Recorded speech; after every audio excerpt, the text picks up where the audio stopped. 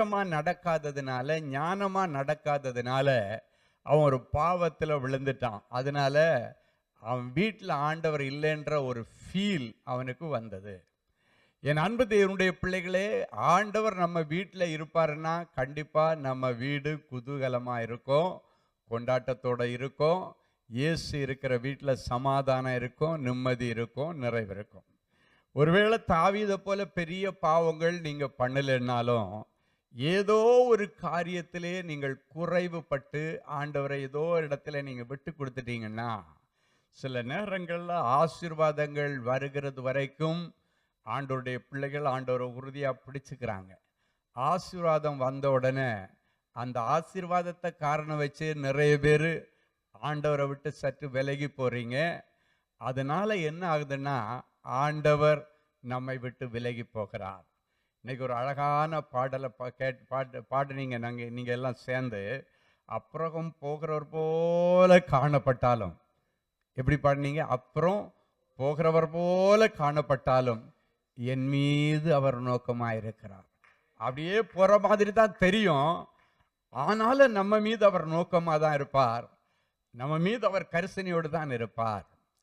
எப்ராயிமை குறித்து ஆண்டவர் சொல்லும் பொழுது சொல்றாரு, எப்ராயிமே, நீர் எனக்கு அருமையான பிள்ளை அல்லவா, உனக்கு விரோதமாய் சில காரியங்களை நான் பேசினதன் நிமித்தம் நான் ரொம்ப துக்கப்படுறேன்ப்பா. நான் அதிலிருந்து உன்னை தள்ளிட்டேன்னு நினைக்காத, நான் உன்னையே நினைத்து கொண்டிருக்கிறேன்.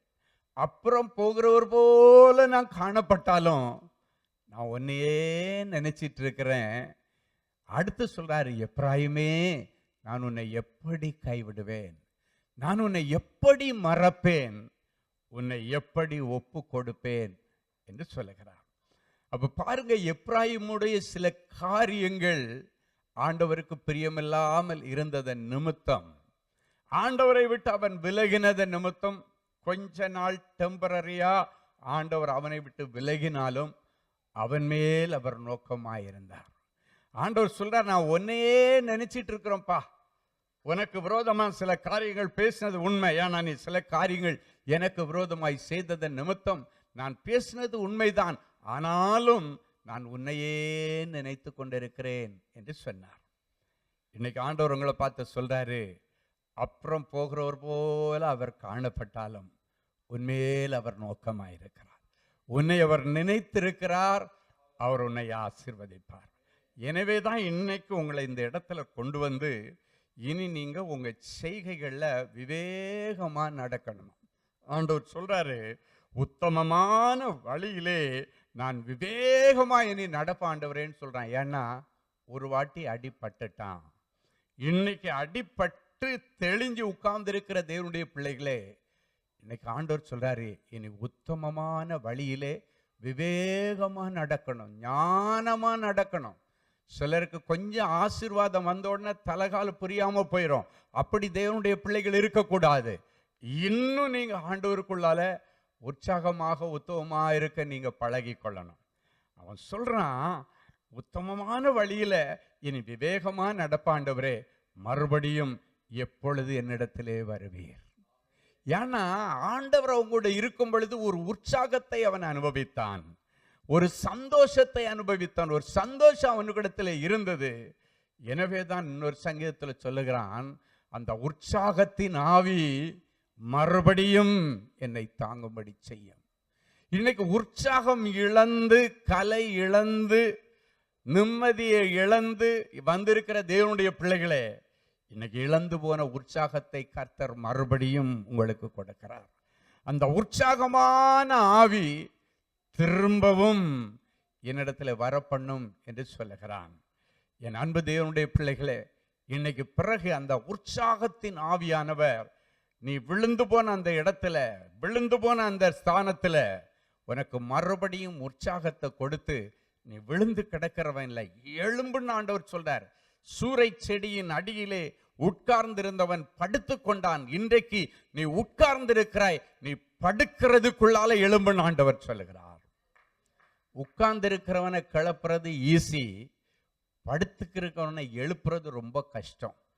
இன்னைக்கு தேவனுடைய பிள்ளைகளே, அன்றைக்கு அவ்வளவு பெரிய ஒரு பரிசுத்தவான், ஒரு தீர்க்கதரிசியாகி எலியாவே எவ்வளோ ஒருத்தி அச்சுறுத்துறான்னு சொல்லி, எவ்வளோ ஒருத்தி மிரட்டுறான்னு சொல்லி, நாளைக்கு இந்நேரத்தில் அப்படின்னு சொல்கிறேன். அப்படின்னா வித்தின் 24 hours நீ இருக்க மாட்டடான்னு சொல்லிட்டான். நாளைக்கு இந்நேரத்தில். ஆனால் அதுக்கப்புறம் எத்தனையோ வருஷம் அவன் வாழ்ந்தான். ஹல்லேலூயா. ஆனால் அவனுக்குள்ளார ஒரு பயம் வந்துருச்சு. ஐயையோ, கை வைக்கக்கூடாத இடத்துல வச்சுட்டோமோ, நம்ம அந்த பாகால் தீர்க்கதரிசிகளை கொன்னத நிமித்தம் இன்னைக்கு இவன் நமக்கு எதிராக நிற்கிறாளே என்று சொல்லி அவன் பயந்து போய் ஆண்டவர்கிட்ட சொன்னான், இவ கையால் நான் சாகக்கூடாது. எடுத்தா நீங்க என்னை எடுத்துக்கொள்ளுங்க. நான் ஒன்றும் என்னுடைய மூதாதையர்களை பார்க்கலும் நான் ஒன்றும் பரிசுத்தவான் இல்லை ஆண்டவரே. அவன் ஒரு பரிசுத்தவான். அவன் சொல்றான், இல்லை ஆண்டவரே, என் மூதாதையர்களை கம்பேர் பண்ணும்போது நான் ஒண்ணுமே இல்லை ஆண்டவரே, அதனால என்னை எடுத்துக்கொள்ளுங்க.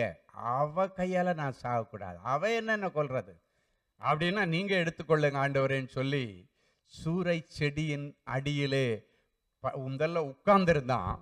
அதன் பிறகு போஜனம் சாப்பிட்டுட்டு தேவதூதன் கொடுத்த ஆகாரத்தை சாப்பிட்டுட்டு படுத்துட்டானா. என் அன்பு தேவனுடைய பிள்ளைகளை, ஆண்டவர் அடுத்தவனை எழுப்பும் பொழுது என்ன தெரியுமா சொல்றாரு?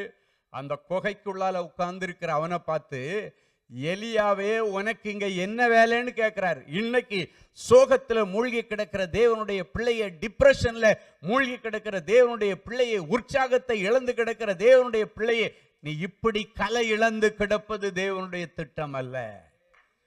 உனக்கு இந்த டிப்ரெஷன் இடத்துல என்ன வேலைன்னு கேட்கிறாரு. அவன் டிப்ரெஷன்ல தான் போய் ஒளிந்து கொண்டான். ஆனாலும் அப்புறம் போகிறவர் போல் ஆண்டவர் இருந்தாலும் அவனை தேடி வர்றாரு. வந்து, எலியாவே உனக்கு இங்க என்ன வேலை? இப்ப ஆண்டவர்கிட்டே டைரக்டா சொல்றான், ஆண்டவரே, நான் ஒன்றும் பெரிய ஆள் இல்லை. எங்க மூதாதையர்களை கம்பேர் பண்ணும்போது என்னை எடுத்துருங்க ஆண்டவரே. அப்பதான் ஆண்டவர் சொல்றாரு, டேய், இன்னும் உன்னை வச்சு எவ்வளவு பிளான் வச்சிருக்கிறேன்டா. இன்னைக்கு நிறைய பேர் அவ்வளவுதான், எல்லாம் முடிஞ்சு போச்சு, இதுக்கு மேல எனக்கு ஒண்ணும் இல்லை, இதுக்கு மேல எதிர்காலம் இல்லை, என் வாழ்க்கை முடிஞ்சு போச்சுன்னு நினைச்சு நிறைய பேர் உட்கார்ந்து இருக்கிறீங்க. ஆண்டவர் சொல்றாரு, இனிதான் ஸ்டார்ட் ஆக போகுது பிளஸ்ஸிங். இனிதான் உன் வாழ்க்கையில நீ நிறைவேற்ற வேண்டிய திட்டங்கள் நிறைய ஆண்டவர் நிறைவேற்ற உன்னை கொண்டு, ஆண்டவர் தொடங்கினதை உன்னை கொண்டுதான் முடிப்பார். உன்னை கொண்டு தொடங்கினதை இன்னொருத்தன் வச்சு முடிக்க ஆண்டவர் விட மாட்டார். ஆண்டவர் உன்னை வச்சு தொடங்கினத, செருபாபேலின் கையில் இருக்கிற தூக்கு நூலை கர்த்தர் அன்பாய் பார்த்தாராம். பார்த்துட்டு சொல்றாரு, செருபாபேலே, உன்னை கொண்டு தொடங்கினதை நான் உன்னை கொண்டுதான் செய்து முடிப்பேன். இன்னைக்கு நிறைய பேர் தொடங்கிட்டீங்க, முடிக்க முடியாம பாதியில நிக்கிறேன்னு சொல்றீங்க. இல்லைங்க, ஆண்டவர் இன்றைக்கு உன்னோடு இணைந்து கொள்ளுகிறார். உன்னோட இணைஞ்சி நீ ஆரம்பிச்சத உன் கையால முடிச்சு நீ நிறைவேறது வரைக்கும் ஆண்டவர் உன்னை விட்டு விலக மாட்டேன்னு சொல்றார். எனவே யாரும் சோர்ந்து போகக்கூடாது. எல்லாரும் இன்னைக்கு உற்சாகமா சொல்லணும், ஆண்டவரே என்னோடு இணைந்து கொள்ளும், ஆண்டவரே என்னோடு இணைந்து கொள்ளும், என் பிரயாணத்தில் இணைந்து கொள்ளும், என் வாழ்க்கையில இணைந்து கொள்ளும். ஆண்டவரே, நீங்க இல்லாத ஒரு வாழ்க்கைய என்னால நினைச்சு பார்க்க முடியாதுன்னு இன்னைக்கு சொல்லி பாருங்க. ஆண்டவர் உங்களோடு இணைந்து கொள்ளுவார். இன்னைக்கு செருபாபேலுடைய கையில் இருக்கிற தூக்கு நூலை ஆண்டவர் ஆசையாய் பார்த்தாராம், அன்பாய் பார்த்தாராம். அவன் கையில் இருந்த தூக்கு நூல்னா என்ன தெரியுமா? அவனுடைய பிழைப்பிற்காக ஆண்டவர் கொடுத்த அந்த வியாபாரத்தினுடைய அந்த ஆயுதம் தான் தூக்கு நூல். கொத்தனாருக்கு, என்ஜினியருக்கு எல்லாம் தூக்கு நூல் தான் ஆயுதமே. அந்த தூக்கு நூலை அன்பாய் பார்த்தார். இன்றைக்கு உனக்கு ஆண்டவர் கொடுத்திருக்கிற அந்த தூக்கு நூல், அந்த ப்ரொஃபஷனை, அந்த வேலைய, அந்த வியாபாரத்தை ஆண்டவர் அன்பாய் பார்த்துட்டு சொல்றாரு, ஸ்டக்காய் போய் நின்று கவலைப்படுறியா? முடிஞ்சிருச்சுன்றியா? விழுந்துட்டேன்றியா? இல்ல, ஓ மூலமா தொடங்கினத உன்னை கொண்டுதான் முடிப்பேன். ஆண்டவர் எதையுமே பாதியில விடுகிறவர் அல்ல. அவர் உனக்காக யாவற்றையும் செய்து முடித்தவர். இன்னைக்கு முடிக்க முடியாம திணறிட்டு இருக்கிற உன்னுடைய இஎம்ஐயா இருக்கலாம், முடிக்க முடியாம திணறிட்டு இருக்கிற உன்னுடைய கடனா இருக்கலாம், வீட்டு கடனா இருக்கலாம், கிரெடிட் கார்டு கடனா இருக்கலாம். எதுவா இருந்தாலும் இன்னைக்கு ஆண்டவர் எல்லாத்தையும் மாற்றுவார்.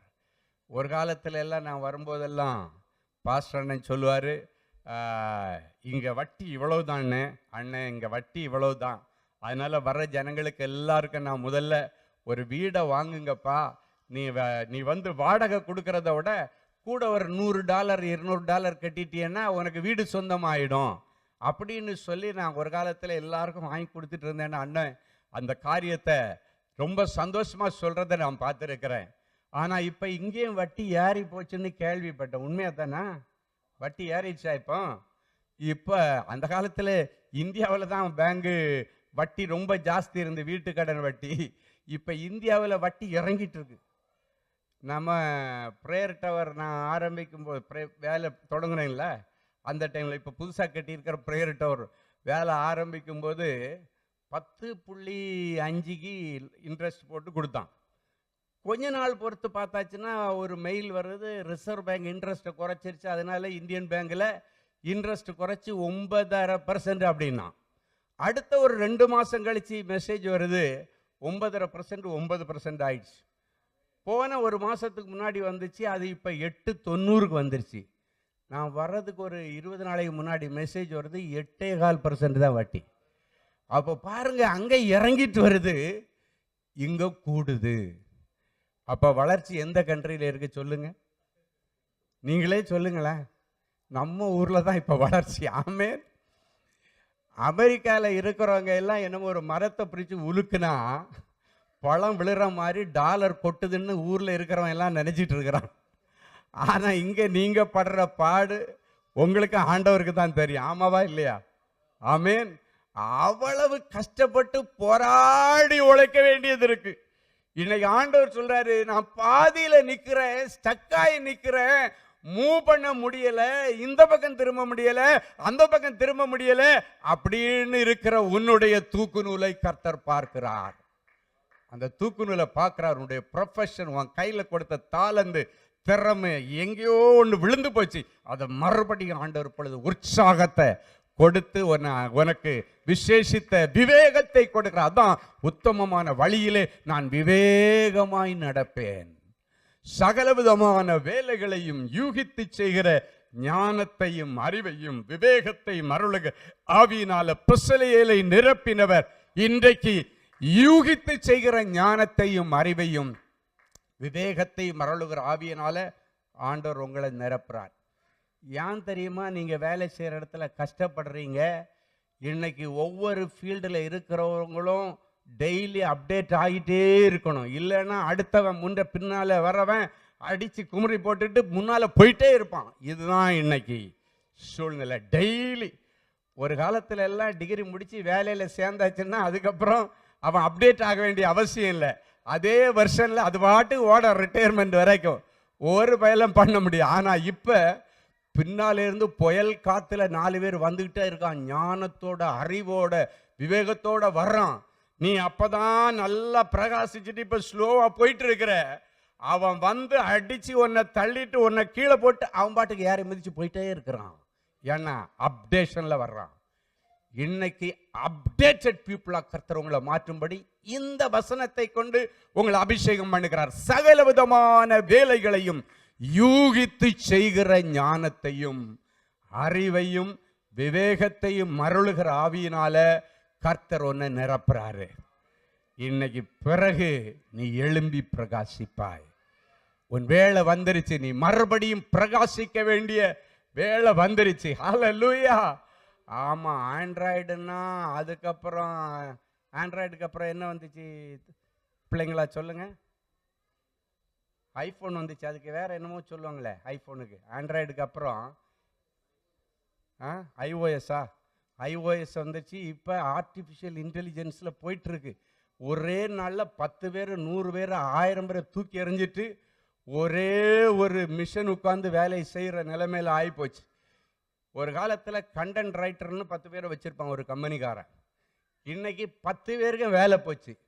ஒருத்தனை வச்சு இதுக்கு கண்டென்ட் வேணும்னு தட்டி கொடுத்தா இந்த 10 பேர் கொடுத்த கண்டென்ட்டை விட சூப்பராக கண்டென்ட் கொடுக்குது. எது? ஏஐ. ஆமென். ஆனால் ஒன்று, ஆண்டவருடைய பிள்ளைகளுக்கு ஆண்டவர் கொடுத்திருக்கிற ஞானத்துக்கு முன்னால ஏஐ நிற்காது. ஹல்லேலூயா. நம்ம நினைக்கிறோம் ஏஐ வந்துருச்சு எல்லாம் செய்யும் அப்படின்னு நம்ம நினைக்கிறோம். ஆனா அதில் எல்லாம் செய்ய முடியாது. அதுக்குள்ள அங்க என்ன ஃபீட் பண்ணி வச்சிருக்கோ அதுக்குள்ள நின்று தான் அது சுத்தம். ஆமாவா இல்லையான? கரெக்டா? உள்ள அதுக்கு என்னென்ன ஃபீட் பண்ணி அதுக்கு சப்போர்ட்டிவா உள்ள டூல் வச்சிருக்கோ அதுக்குள்ள இருந்து செலக்ட் பண்ணி தரும். ஆனால் கர்த்தர் உனக்கு கொடுத்திருக்கிற ஞானத்தை எதையாலும் கண்ட்ரோல் பண்ண முடியாது, அது அளவிட முடியாதது. ஹல்லேலூயா. அதை இன்னைக்கு கர்த்தர் தருவார். நல்ல கிரியேட்டிவிட்டியோட இருந்த நிறைய பிள்ளைகளுடைய கிரியேட்டிவிட்டி அவிசுவாசத்தினாலே போயிடுச்சு.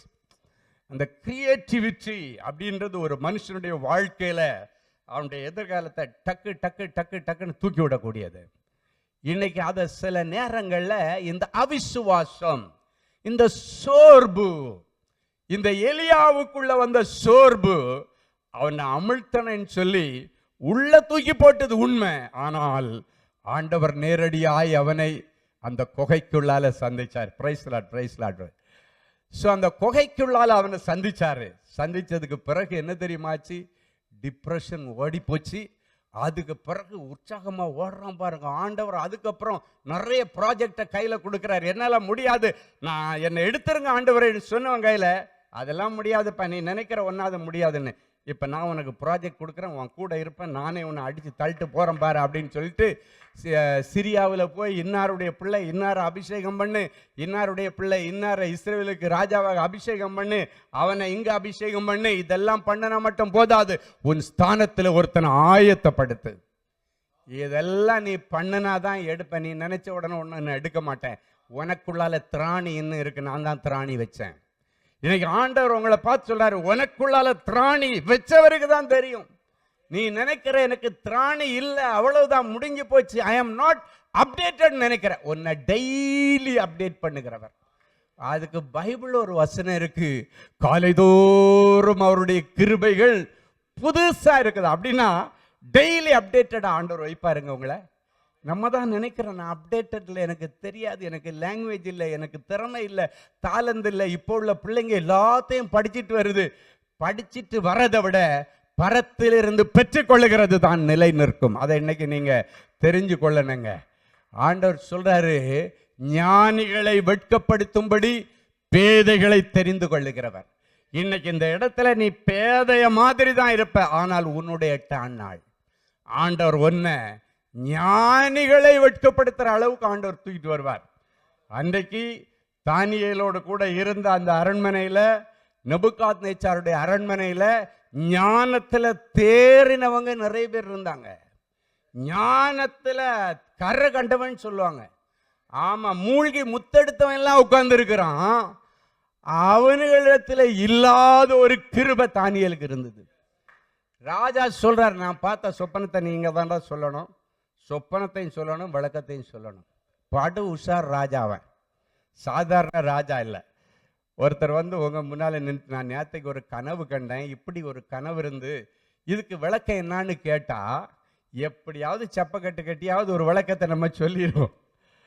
ஆனா சொப்பனத்தையே சொல்லாம, நான் நேற்று ராத்திரி பார்த்த சொப்பனத்தை நீ சொல்லுன்னா, சொப்பனத்தை நீ பார்த்தி அவன் பார்த்தானா? அப்ப இந்த சொப்பனத்தை சொல்லி விளக்கத்தை சொல்லுன்னா இந்த கரகண்ட ஞானிகளால சொல்ல முடியல. டெய்லி அப்டேட்டடா இருந்த தானியேலால சொல்ல முடிஞ்சு. ஹல்லேலூயா.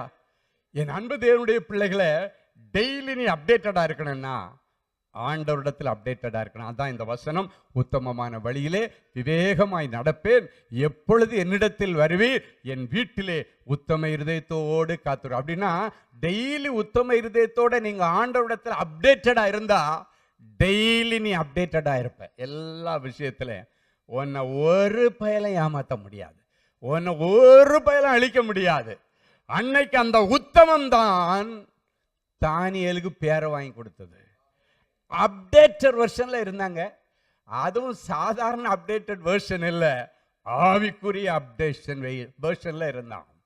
எல்லா ஞானிகளும் பயந்து, இந்த ராஜாக்கு என்ன மெண்டல் கிண்டல் பிடிச்சிருச்சா இவனுக்கு, சொப்பனத்தை சொல்லாம விளக்கத்தை சொல்லுன்னா அவன் பார்த்த சொப்பனத்தை நான் எப்படி சொல்ல முடியும்?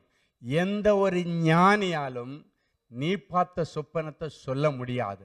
ஆனால் அதான் சொன்னேன், ஆவிக்குரிய அப்டேஷன்ல நீ இருந்தால் ஒழிய அடுத்தவன் பார்த்த சொப்பனத்தை ஒருத்தனாலையும் சொல்ல முடியாது. எவ்வளவு பெரிய ஞானியா இருந்தாலும் சொல்ல முடியாது. ஆனால் இந்த தானியேல் உத்தமமாய் நடந்து கொண்டவன். அதே அரண்மனையில எல்லாரும் குடிச்சு வெறிச்சு ஆண்டவர் தங்குகிற ஆலயத்தை தீட்டுப்படுத்திட்டு இருந்த நேரத்துல இவன் மட்டும் ஆண்டவரிடத்துல அப்டேட்டடா இருந்தான். அந்த மதுபானமோ திராட்சரசமோ தன்னை தீட்டுப்படுத்தக்கூடாதுன்னு ஆண்டவரிடத்துல அப்டேட்டடா இருந்து உலக பிரகாரமான இதுல எல்லாம் அவன் விலகி இருந்தான். அதனால ராத்திரி போய் ஜெபம் பண்றான், ஆண்டவரே என் கூட உள்ள கோ ஒர்க்கர்ஸ் அப்படின்னு அவங்க கூட தானே அந்த ஞானிகள் எல்லாம் வேலை செய்யறாங்க.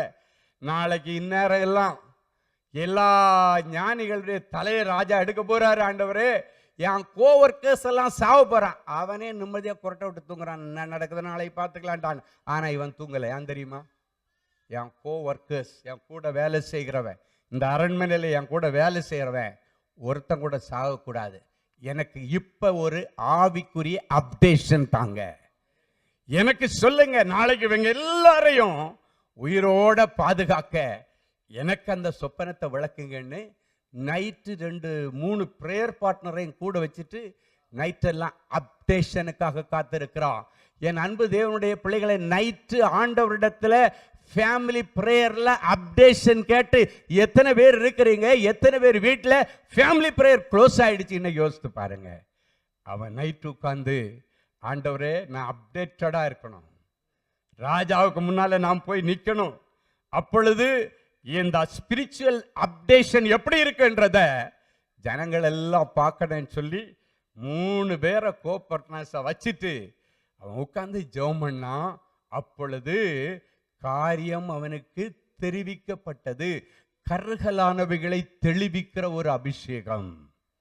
என் அன்பு தேவனுடைய பிள்ளைகளை, நைட்டே ஆண்டவர் எல்லாருடைய உயிரை காப்பாற்றும்படி, அது மட்டும் இல்லை, இந்த தானியலை பெரிய ஆளாக்கணும்னு ஆண்டவர் முடிவு பண்ணிட்டார். அதுக்காக வேண்டி நைட்டு இவனுக்கு வெளிப்பாடு எல்லாம் கொடுத்து அடுத்த நாள் காலையில ராஜா வந்து உட்கார்ந்து இருக்காரு. அப்ப எல்லா ஞானிகளுக்கும் கை காலெல்லாம் அல்லெல்லாம் விட்டு போச்சு. நம்ம பாஷையில சொன்னா எல்லாருக்கும் இடுப்பெல்லாம் ஆடுது. ஒருத்தர் இன்னும் கொஞ்ச நேரத்தில் அவ்வளோதான், கதை க்ளோஸ்டு இருக்கிறான். அப்போ இவன் வர்றான், நியூ அப்டேஷன் பாய் வந்து நிற்கிறான். ஆண்டவரிடத்தில் அப்டேட்டடாக இருக்கிறவனை ஆண்டவர் நல்ல அப்டேட்டடாக கொண்டு வந்து ரெவலேஷனோட கொண்டு வந்து நிற்கிறார். நான் நினைக்கிறேன், இந்த ஞானிகளெல்லாம் என்ன தெரியுமா நினைச்சிருப்பான், இவன் நேற்றைக்கு முளைச்ச காலம், நாங்களே உட்கார்ந்துருக்க முடியலன்னு, இவன் தான் முதல்ல சாவ போறான், தப்பா சொல்லிட்டுன்னு எல்லாவனும் நினைச்சிருப்பான். அவனுங்களுக்கு ஆவிக்குரிய வாசனை தெரியாது. இந்த ஸ்பிரிச்சுவல் அப்டேஷன் வித் காட், அந்த ரெவலேஷன் அப்டேஷன் அவனுக்கு தெரியாது. அவனுங்களுக்கு அதெல்லாம் புரியாது.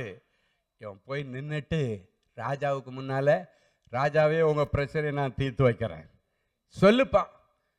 அப்படியே இவன் தரிசனம் பார்த்த மாதிரி ராஜா பார்த்த தரிசனத்தை அப்படியே சொல்லிட்டான். ராஜா வந்து மெய் மறந்து நிற்கிறான்.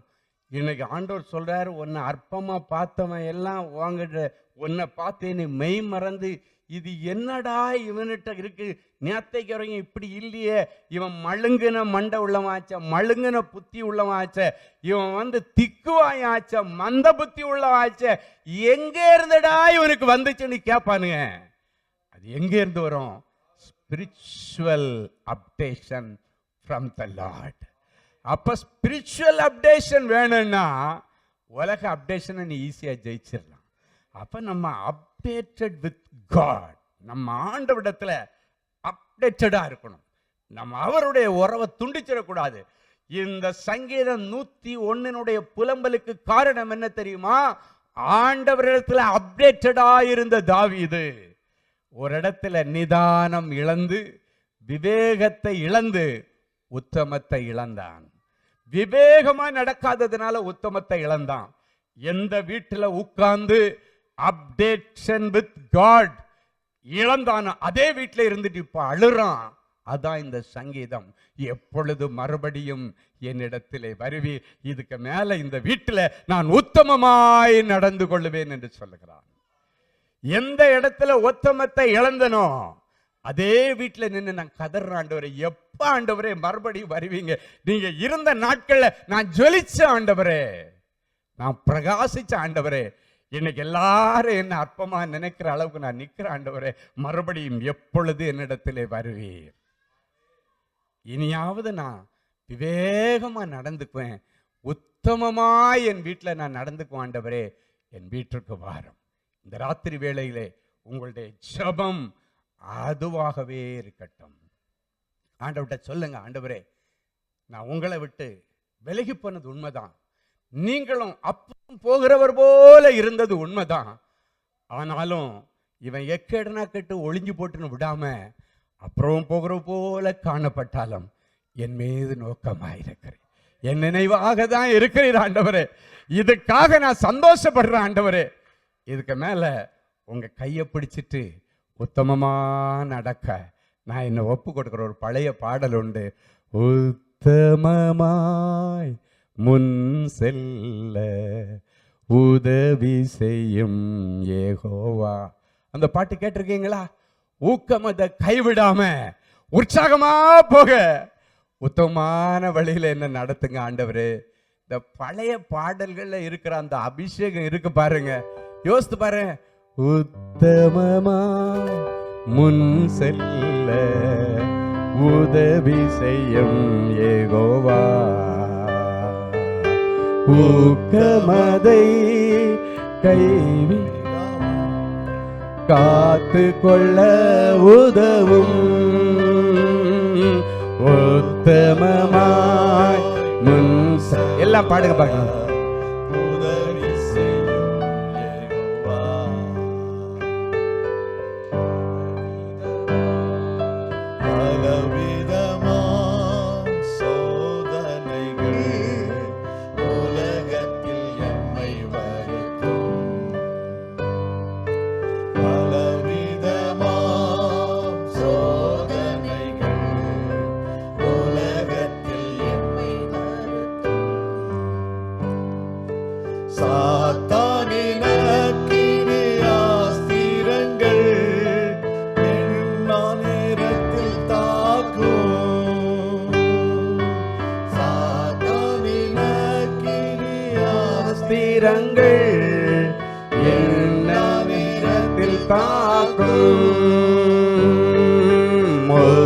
உத்தமமாய் முன் செல்ல உதவி செய்யும் யெகோவா. ஹல்லேலூயா. உத்தமமா முன் செல்ல இன்னைக்கு யெகோவா உங்களுக்கு உதவி செய்வார். அந்த உத்தமமா நடக்கிற பிள்ளைகளுக்கு கர்த்தர் என்னென்ன செய்வாருன்னு ஒரு 15-20 நிமிஷத்துல நான் அழகா உங்களுக்கு சொல்லி உங்களை ஆசீர்வதிக்க போறேன். ஸோ முதல்ல ஆண்டவர் சொல்றாரு, உத்தமமாய் நடக்கிறவருடைய பிள்ளைகளை கர்த்தர் பாக்கியவான்களா வைப்பார். இன்னைக்கு நம்மளை கேட்டால் நம்ம சொல்லுவோம், எதுக்குப்பா இவ்வளோ ஓடி உழைக்கிற, நான் தான் கஷ்டப்பட்டேன், என் பிள்ளையாவது நல்லா இருக்கணுன்றது தான் நான் கஷ்டப்படுறேன் அப்படின்னு சொல்லுவாங்க. கரெக்டா? நீங்கள் எல்லாம் இன்னைக்கு எதுக்காக ஓடுறீங்க, உழைக்கிறீங்க, கஷ்டப்படுறீங்க? உங்கள் பிள்ளைங்க நல்லா இருக்கணும், உங்கள் பிள்ளைகளுக்கு ஏதாவது ஒரு வீடு வாங்கி கொடுக்கணும், உங்கள் பிள்ளைகளுக்கு நல்ல கல்வி கொடுக்கணும், அதுக்காக தான் நீங்கள் எல்லாம் கஷ்டப்படுறீங்க. அதுக்கு ஃபண்டமெண்டல் ஒரே ஒரு காரியத்தை செய்யுங்க. நீங்கள் உத்தமமாக நடந்தால் உங்கள் பிள்ளைகளுடைய செட்டில்மெண்ட் சூப்பராக கர்த்தர் கொடுப்பார். இது நான் சொல்லலைங்க, பைபிள் சொல்லுது. நீங்கள் பிள்ளைகளுக்காக உழைக்கிறீங்க, ஆனால் உழைச்சாலும் ஒரு அளவுக்கு மேலே உங்களுக்கு முன்னேற முடியலை. காரணம் என்ன தெரியுமா? அவ்வளோதான், சிலதெல்லாம் அவ்வளோதான் நிற்கும். ஆனால் நீ உத்தமமாக முன் செஞ்சேன்னா ஆண்டவர் உன் பிள்ளைகளை இந்த பூமியில் பலத்த ஜாதியா பாக்கியவான்களா வைப்பாராம். ஒரு அருமையான வசனம் நீதிமொழிகள் 20:7 இப்படியாய் சொல்லுகிறது. எடுத்து வாசிப்போமா? நீதிமொழிகள் 20:7 வாசிக்கலாம். நீதிமொழிகள் 20:7 யாராவது மைக்கில் வாசிங்க. நீதிமான் தன் உத்தமத்திலே நடக்கிறான், நீதிமான் தன் உத்தமத்திலே நடக்கிறான், அவனுக்கு பிறகு அவன் பிள்ளைகளும் பாக்கியவான்களாய் இருப்பார்கள். எத்தனை பேர் ஆமென் சொல்ல முடியும்? நீதிமான் வாழ்கிற காலத்திலே உத்தமத்தில நடந்தா அவனுக்கு பிறகு அவன் பிள்ளைங்க பாக்கியம் பெற்றவர்களாய் இருப்பார்கள் அப்படின்னு சொல்லப்பட்டிருக்கு. அப்படின்னா உன் பிள்ளைகளுக்கு நீ வைத்து போகிற செல்வங்களை காட்டிலும் நீ வைத்து போகிற சாட்சி உள்ள வாழ்க்கை உன் பிள்ளைகளை ராஜாக்களோடும் பிரபுக்களோடும் உட்கார வைக்கும். எந்த பிள்ளைகளுக்காக நான் டே நைட் உழைக்கிறேன், எந்த பிள்ளைகளுக்காக நான் இரவு பகலா ஓடுறேன்னு நினைச்சிட்டு இருக்கிறீங்களோ அந்த பிள்ளைகளுடைய லைஃப் ஆண்டவர் நல்லா செட்டில் பண்ணி தருவார். எத்தனை பேர் ஆமேன்னு சொல்ல முடியும்? இங்கு நிறைய பேர் உங்க பிள்ளைகளை குறித்து கவலையாவே இருக்கிறீங்க. உங்க பிள்ளைகள் இன்னைக்குள்ள லேட்டஸ்ட் கண்டுபிடிப்புகளினால என் பிள்ளைங்க அழிஞ்சிருவாங்களோன்னு பயப்படுறாது. ஒன்றும் பயப்படாதீங்க. ஆண்டவருக்கு மிஞ்சி ஒன்றுமே இல்லைங்க. என்ன அறிவு பெருகினாலும் சரி, ஆண்டவருடைய குழந்தைகளை எந்த பிசாசும் கை வைக்க முடியாது. ஆண்டவருடைய பிள்ளைகளுக்கு கர்த்தர் பாதுகாப்பா இருப்பார். ஆண்டவருடைய பிள்ளைகளை கர்த்தர் சுற்றிலும் பாளையம் இறங்கி பாதுகாப்பார். இன்னைக்கு ஆண்டவர் உங்க பிள்ளைகளை குறித்து யார் யார் கவலையோட வந்திருக்கிறீங்களோ உங்க பிள்ளைகளை என்கிட்ட ஒப்படைச்சு என் மேல நம்பிக்கையா இருக்கு, நான் பார்த்துக்கிறேன்னு சொல்றார். நீயே வச்சுக்கிட்டு நான் பார்த்துக்குவேன் பண்ண முடியாதுங்க. நீ பிடிச்சி கோழி கூட்டுக்குள்ளால முடுக்கிற மாதிரி புடைக்கு போட்டா கூட சரி, அதுக்குள்ளேயும் பிசாசு வஞ்சிப்பான். நீ நினைக்கிற உன் பிள்ளைகிட்ட இந்த மொபைல் இருக்கிறதுனால தான் கெட்டு போச்சு, இன்டர்நெட்னால தான் கெட்டு போச்சு, அதெல்லாம் ஒன்றும் யோசிக்காதுங்க. பிசாசுனால கெட்டு போச்சு, அவ்வளவுதான். அது ஒரு ஆயுதமா எடுத்துக்கிறாங்க, அவ்வளவுதானே தவிர வேற ஒன்றும் இல்லை. எனவே இன்னைக்கு உங்க வீட்டை நீங்க நல்ல பத்திரமா கர்த்தருக்குள்ளால அவர் அங்க உலாவுகிறபடியினாலே உன் பாளையம் சுத்தமா இருக்க கடவுது.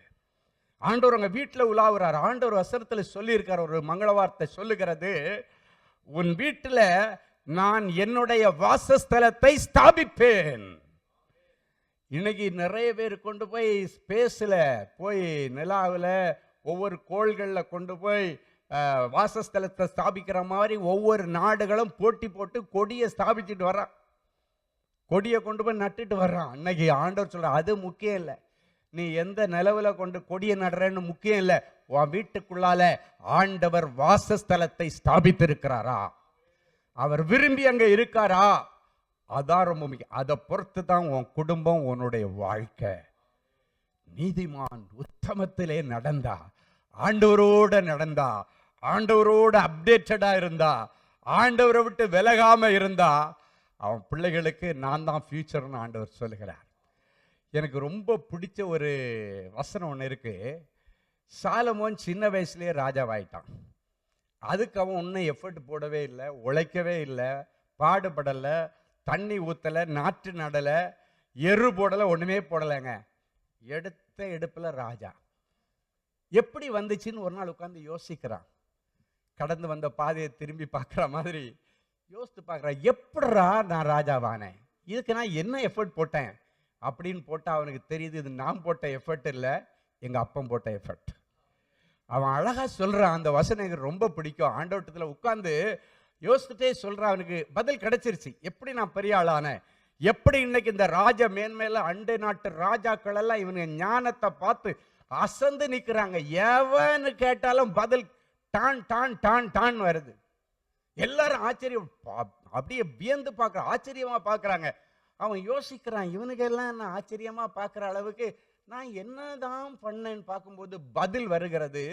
ஆண்டவரிடத்தில் சொல்ல, ஆண்டவரே, என் தகப்பனாகிய தாவீது என்னும் உமது அடியான் உமக்கு முன்பாக உண்மையும் உத்தமமும் மனநேர்மையுமாய் நடந்து கொண்டபடியினாலே அவருடைய காலத்துல அவருக்கு பெரிய கிருபை செய்து, அப்படின்னு ஆடு மேய்ச்சிட்டு இருந்த அவருக்கு கிருபையை பேஸ் பண்ணி ராஜ மேன்மையை கொடுத்து இந்நாளில் இருக்கிறது போல அதை எனக்கு டிரான்ஸ்ஃபர் பண்ணி தந்தீங்களேன்னு சொல்றான்.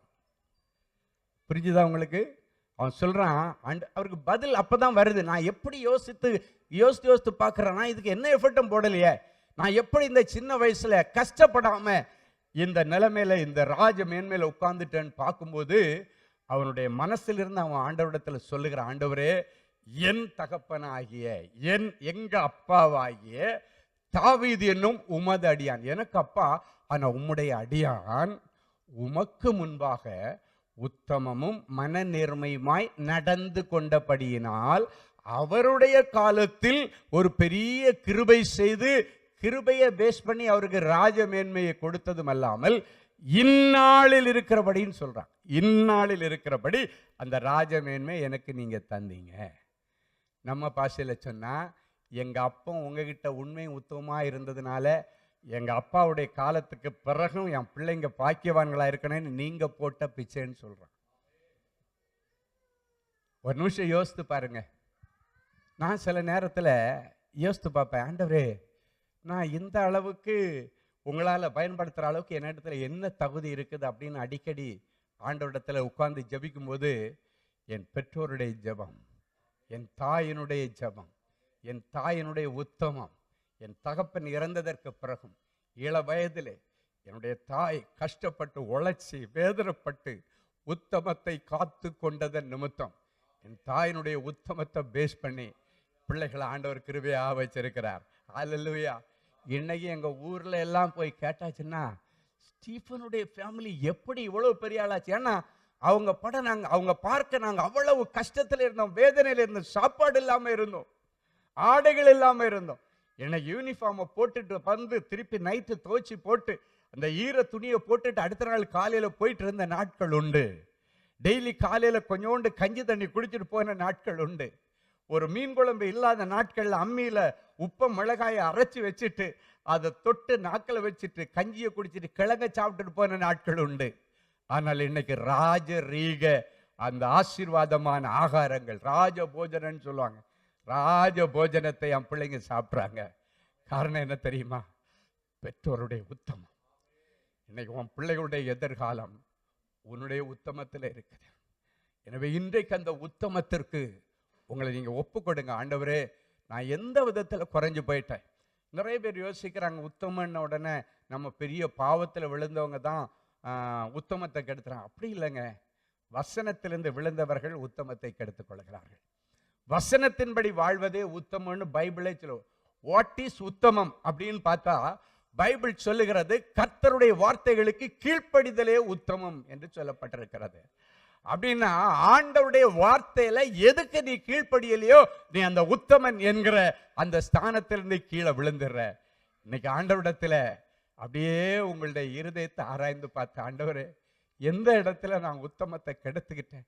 அடுத்தவங்களை பத்தி தேவையில்லாததை பேசின இடத்துலையா, பெருமை இல்லையா, இல்லைன்னாச்சுன்னா ஆண்டவர் கொடுத்த ஆசீர்வாதங்களை பத்தி நான் ஆண்டவருக்கு முன்பாக ஜனங்களுக்கு முன்பாக சாட்சி சொல்லாததுனால அதனால நான் என்னுடைய உத்தமத்திலிருந்து கீழே இறங்கிட்டேன். ஆண்டவரை என்ன காரியம்? அடுத்தவங்களை நான் ஏதாவது விதத்துல மனசை கஷ்டப்படுத்தி இருக்கிறேன் ஆண்டவரே, அதனால அந்த இதுல இருந்து நான் கீழே வந்துட்டேன் ஆண்டவரே. ஏதோ ஒரு காரியம் இன்னைக்கு அதை மட்டும் தூக்கி வெளியே போட்டீங்கன்னா you will be updated with God. ஆண்டவரோட நீங்க update ஆயிட்டீங்கன்னா you will be updated in the world. எந்த ஞானியாலும் தீர்க்க வைக்க முடியாத பிரச்சனைய ஆண்டவரோட அப்டேட்டடா இருந்த ஒருத்தன் தீர்த்து வச்சான். என் அன்பு தேவனுடைய பிள்ளைகளே, அதுவும் இப்ப சாஃப்ட்வேர்ல எல்லாம் வேலை செய்யற பிள்ளைங்களுக்கு பார்த்தீங்கன்னா டெய்லி அப்டேட் ஆகிட்டே இருக்கணும். நான் சொல்றேன் கரெக்டா இல்லையா? Daily update. அதுவும் பார்த்தீங்கன்னா நீங்க ஷார்ட்கட் மெத்தட்ல அப்டேட் ஆகணும்னு சொல்றான். நீ டைம் எடுத்து அப்டேட் ஆகிறது இல்லை. 1 மணி நேரம் செய்ய வேண்டிய வேலை 10 நிமிஷத்துல ஷார்ட்கட் மெத்தட்ல எப்படி பண்றது அப்படின்றது தான் ரொம்ப முக்கியம். ஒரு காலத்துல ஹார்ட் ஒர்க்கர்ஸை பார்த்து கை தட்டுவான். இன்னைக்கு ஹார்ட் ஒர்க்கர்ஸா யாருக்கு வேணாம் அவன்னு கேட்குறான். ஏன் தெரியுமா? ஸ்மார்ட் ஒர்க்கர்ஸ் வந்துட்டாங்க. You will B A smart worker. நீ ஒரு ஹார்ட் ஒர்க்கராகவே உழைச்சிட்டு இருக்கிற, இதுக்கு பலன் கிடைக்கலன்னு நீங்க அழுது கொண்டு வந்திருக்கிறார். ஆண்டவர் ஒன்று ஒரு ஸ்மார்ட் ஒர்க்கரா மாற்ற போறாரு. நீ ஒரு ஸ்மார்ட் ஒர்க்கரா இருந்தீன்னா எல்லாத்துலையும் அப்டேட்டடா இருப்ப.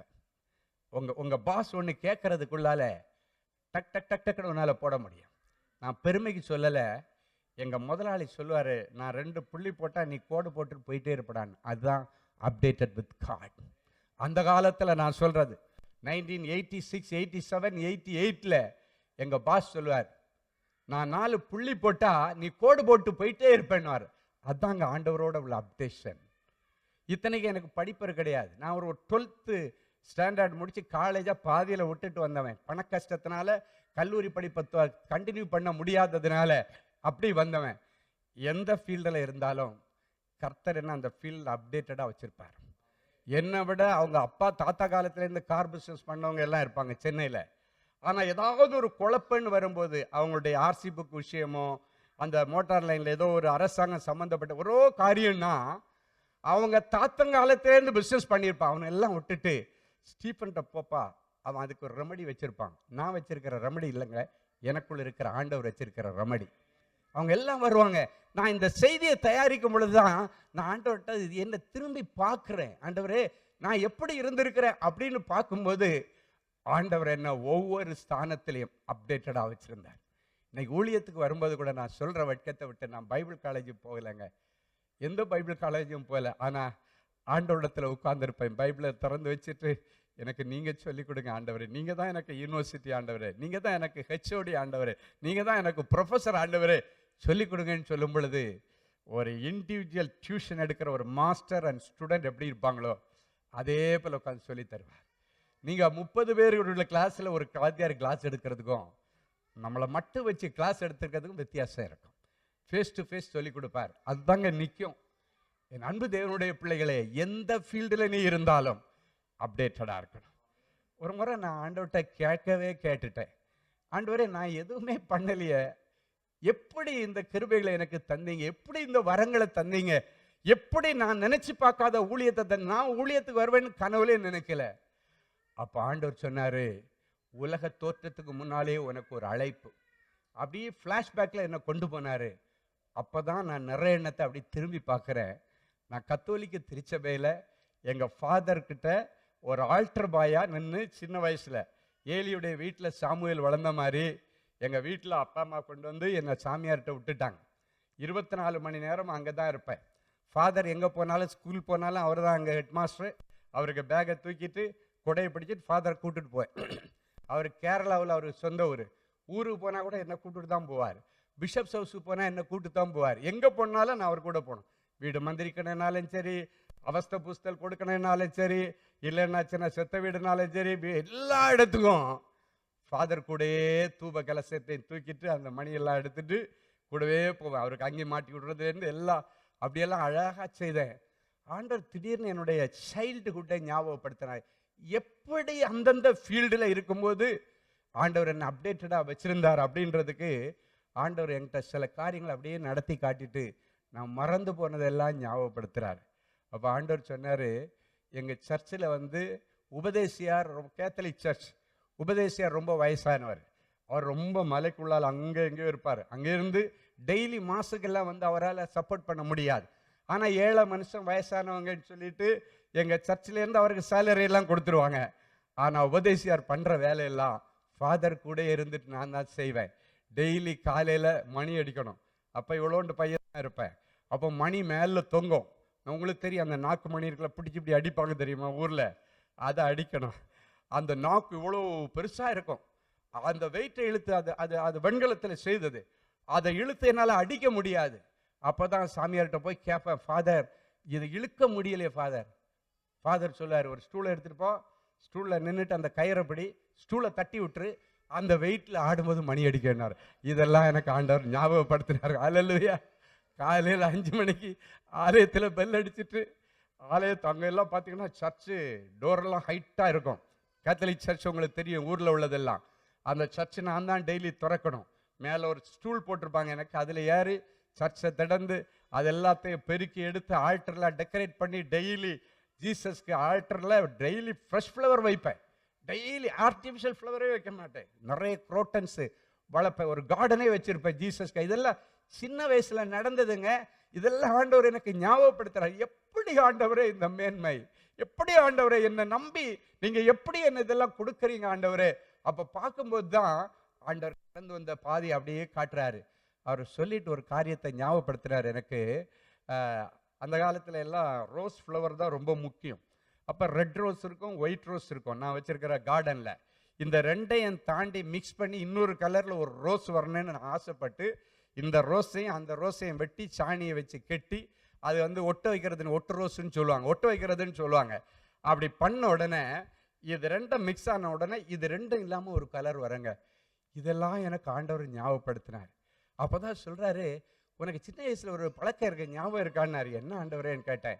இந்த ரோஜா முள்ள அடிக்கடி உன்னை குத்தம், நீ ஆல்டரில் எனக்கு ரோஸ் வைக்கிறதுக்காக வேண்டி நீ செடி மெயின்டைன் பண்ணும்போது குத்தம்.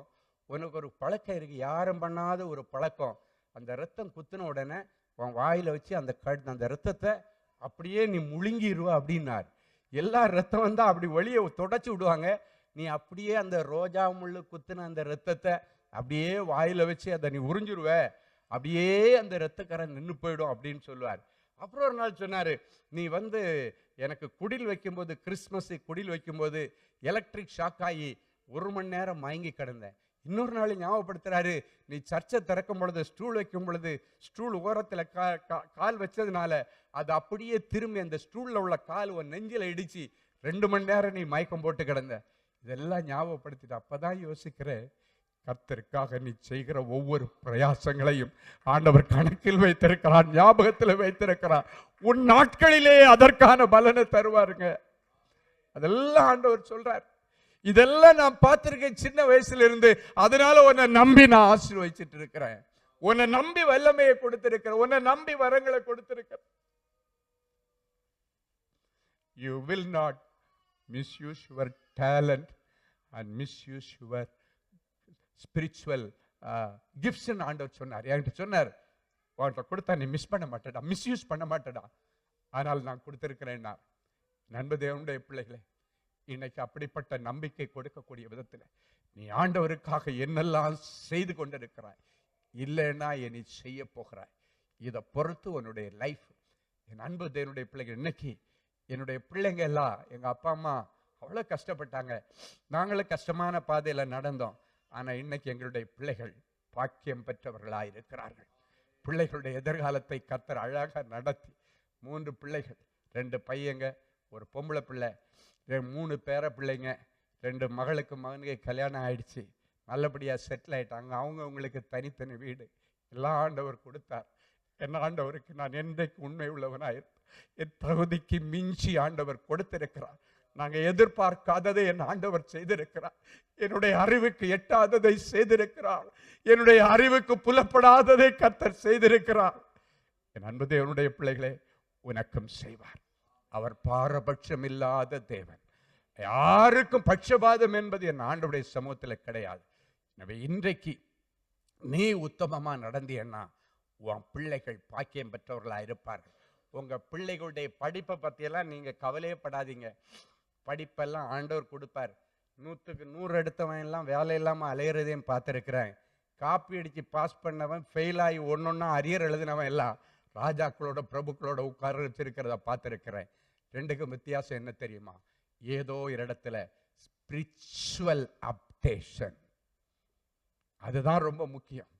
ஒரு முறை ஒரு எஃப்எம்பிபியில் ஐஎம்எஸ்ல மிஷினரி ஊழியம் செய்கிறவருடைய ஒரு பையன் ஒரு நாள் என்னை பார்க்க வந்தான். அப்போ அவங்க அப்பா பீகாரில் மிஷினரி ஊழியம் செய்கிறார், காடு மேலே எல்லாம். அவனை சென்னையில் ஒரு இடத்துல தங்க வச்சு படிக்க வச்சுட்டு இருக்கா. இவன் காலேஜ் படிச்சுட்டு இருக்கிறான். அப்போது நிறைய அரியர் போட்டுக்கிட்டே இருக்கிறான். கிட்டத்தட்ட நான் நினைக்கிறேன் அவன் என்கிட்ட வரும்போது அவனுக்கு 20 அரியரா 21 அரியரா இன்ஜினியரிங்கில் எவ்வளோ அரியர் இருக்கு. ஆனால் ஒரு நாள் வந்தான். வந்துட்டு, அங்கிள் நானும் நல்லா ஹார்ட் ஒர்க் பண்ண தான் செய்கிறேன், ஆனாலும் ஒரு 2-3 பேப்பர் இந்த இன்ஜினியரிங்கில் உள்ள ஒரு மேக்ஸு ஃபஸ்ட் இயரில் உள்ள மேக்ஸ் ஏதோ ஒரு பேப்பர் ஒரு 5-6 சொன்னான். இதெல்லாம் என்னால் கிளியர் பண்ண முடியாது. நான் சொன்னேன், உங்கள் அப்பா என்னடா பண்ணுறாருன்னு கேட்டேன். எங்கள் அப்பா பீகாரில் மிஷினரியாக இருக்கார் அப்படின்னு சொல்லிட்டு சொன்னான். சரி ஜெபம் பண்ணு அப்படின்னு சொல்லும் பொழுது நான் சொன்னேன், ஆண்டவரே, இவங்க அப்பா பீகாரில் மலையிலையும் காட்டிலையும் கரண்ட் இல்லாத இடத்துல முள்ளெல்லாம் தாண்டி போய் கல்லுலையும் பாறையிலையும் அடி வாங்கிட்டு ஊழியம் செய்கிறாரு. இவனுக்காக இல்லைனாலும் இந்த தகப்பனுக்காக இவனை நீங்கள் பாஸ் பண்ணணும். இவனுக்காக இல்லைனாலும் இவங்க அப்பாவுடைய மூஞ்ச பார்த்து நீங்கள் இவனுக்கு ஞானத்தையும் அறிவையும் கொடுத்து ஒரே டேக்கில் என் பிள்ளை 20 அரியரையும் எடுத்துகிட்டு வரணும், இதை என் கண்ணால் பார்க்கணும் ஆண்டவரேன்னு சொல்லி அவனை ப்ளஸ் பண்ணி அனுப்பிவிட்டேன். எதை ஞாபகப்படுத்தணும் தெரியுமா? அவங்க அப்பனுடைய ஊழியத்தை அவருக்காக நீங்கள் செய்யணும். பைபிள் சொல்லுது, உன் பிள்ளைகள் பாக்கியவான்களா இருக்கணும்னா நீ உத்தமான நடந்தா போதுன்னு ஆண்டவர் சொல்றார். இந்த வசனங்களை வச்சுதான் நீங்க ஜெபம் பண்ணணும். அப்பதான் அந்த ஜெபங்கள் கேட்கப்படும். ஆண்டவர் ஜெபம் பண்ணி அனுப்பி விட்டேன். ரிசல்ட் வந்துச்சு. ஒரே டேக்கில் 21 அரியர் இருந்து எல்லாத்தையும் எழுதுனா ஒரே டேக்கில் பாஸ் பண்ணிட்டான். சாக்லேட் அது இது எல்லாமோ வாங்கிட்டு வந்தான். அங்கிள் என்னாலேயே என் கண்ணை நம்ப முடியலன்னா, என்ன சொன்னா, என்னாலே என் கண்ணை நம்ப முடியல, நான் எப்படி பாஸ் ஆனேன்னு எனக்கே தெரியல, என்னாலேயே என் கண்ணை நம்ப முடியல, குத்தி பார்த்துக்கிறேன். அவன் சொன்னதை அப்படியே சொல்றாங்க, என்னாலே நம்ப முடியல, என் உடம்ப நானே குத்தி பார்த்துக்கிறேன், தட்டி பார்த்துக்கிறேன். எப்படி இது நடந்தது? கர்த்தரால் வந்தது.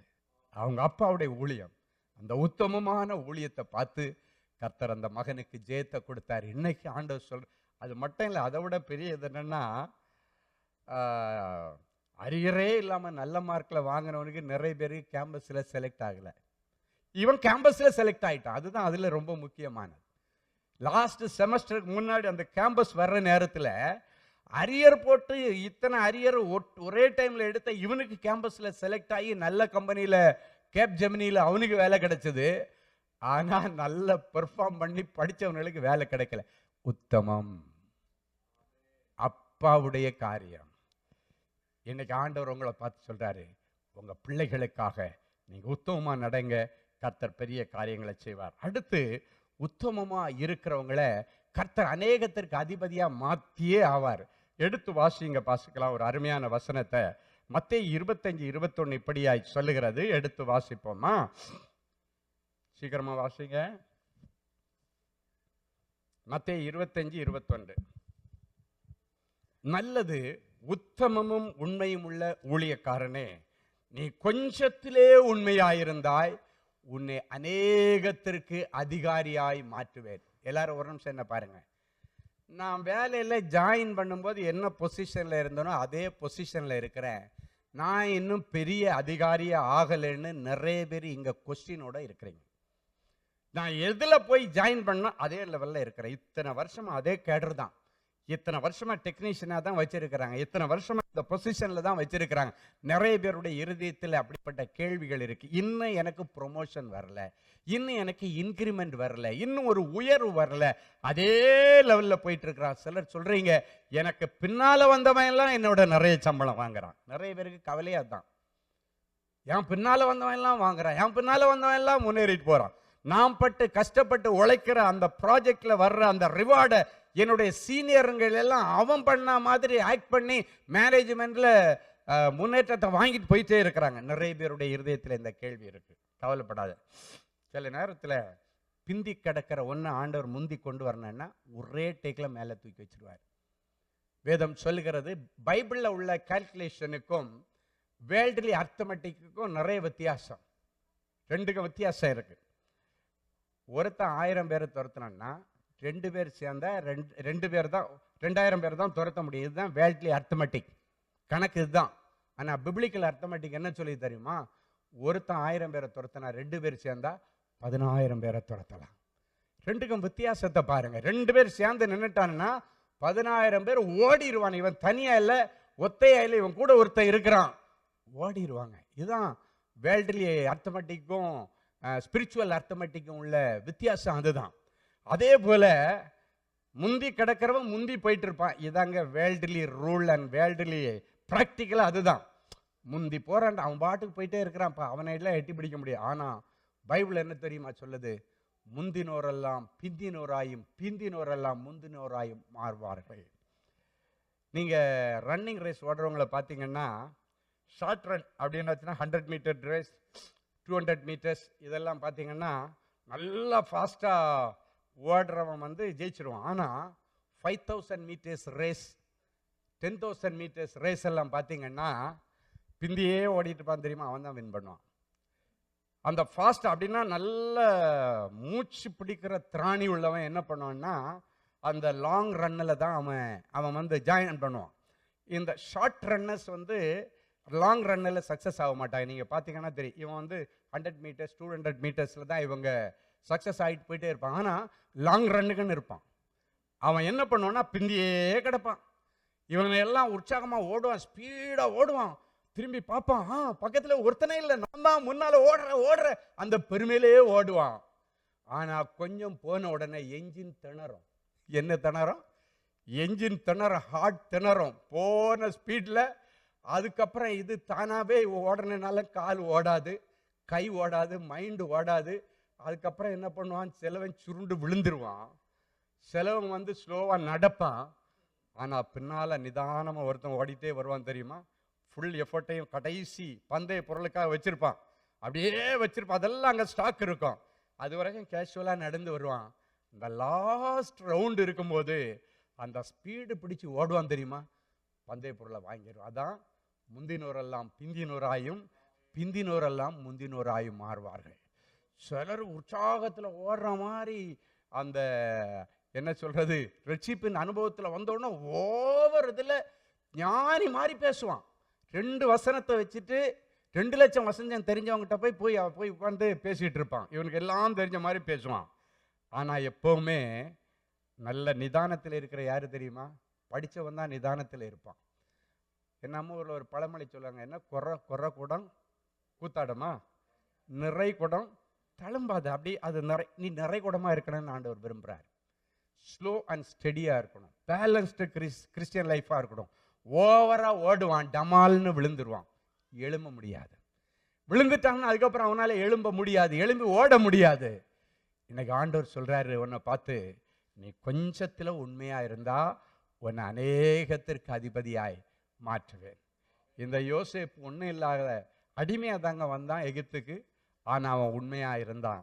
அவனை எகிப்து தேசம் முழுவதற்கும் அதிகாரியாய் மாற்றினான்.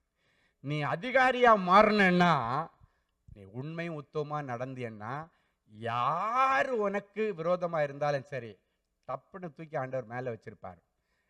போத்திபார் நினைச்சு அவனுடைய அதிகாரி பதவியை பறிக்க முடிஞ்சுதாங்க? இல்ல, போத்திபாருடைய மனைவி நினைச்சுதான் நடந்துதாங்க. ஜெயிலுக்குள்ள இருக்காங்க.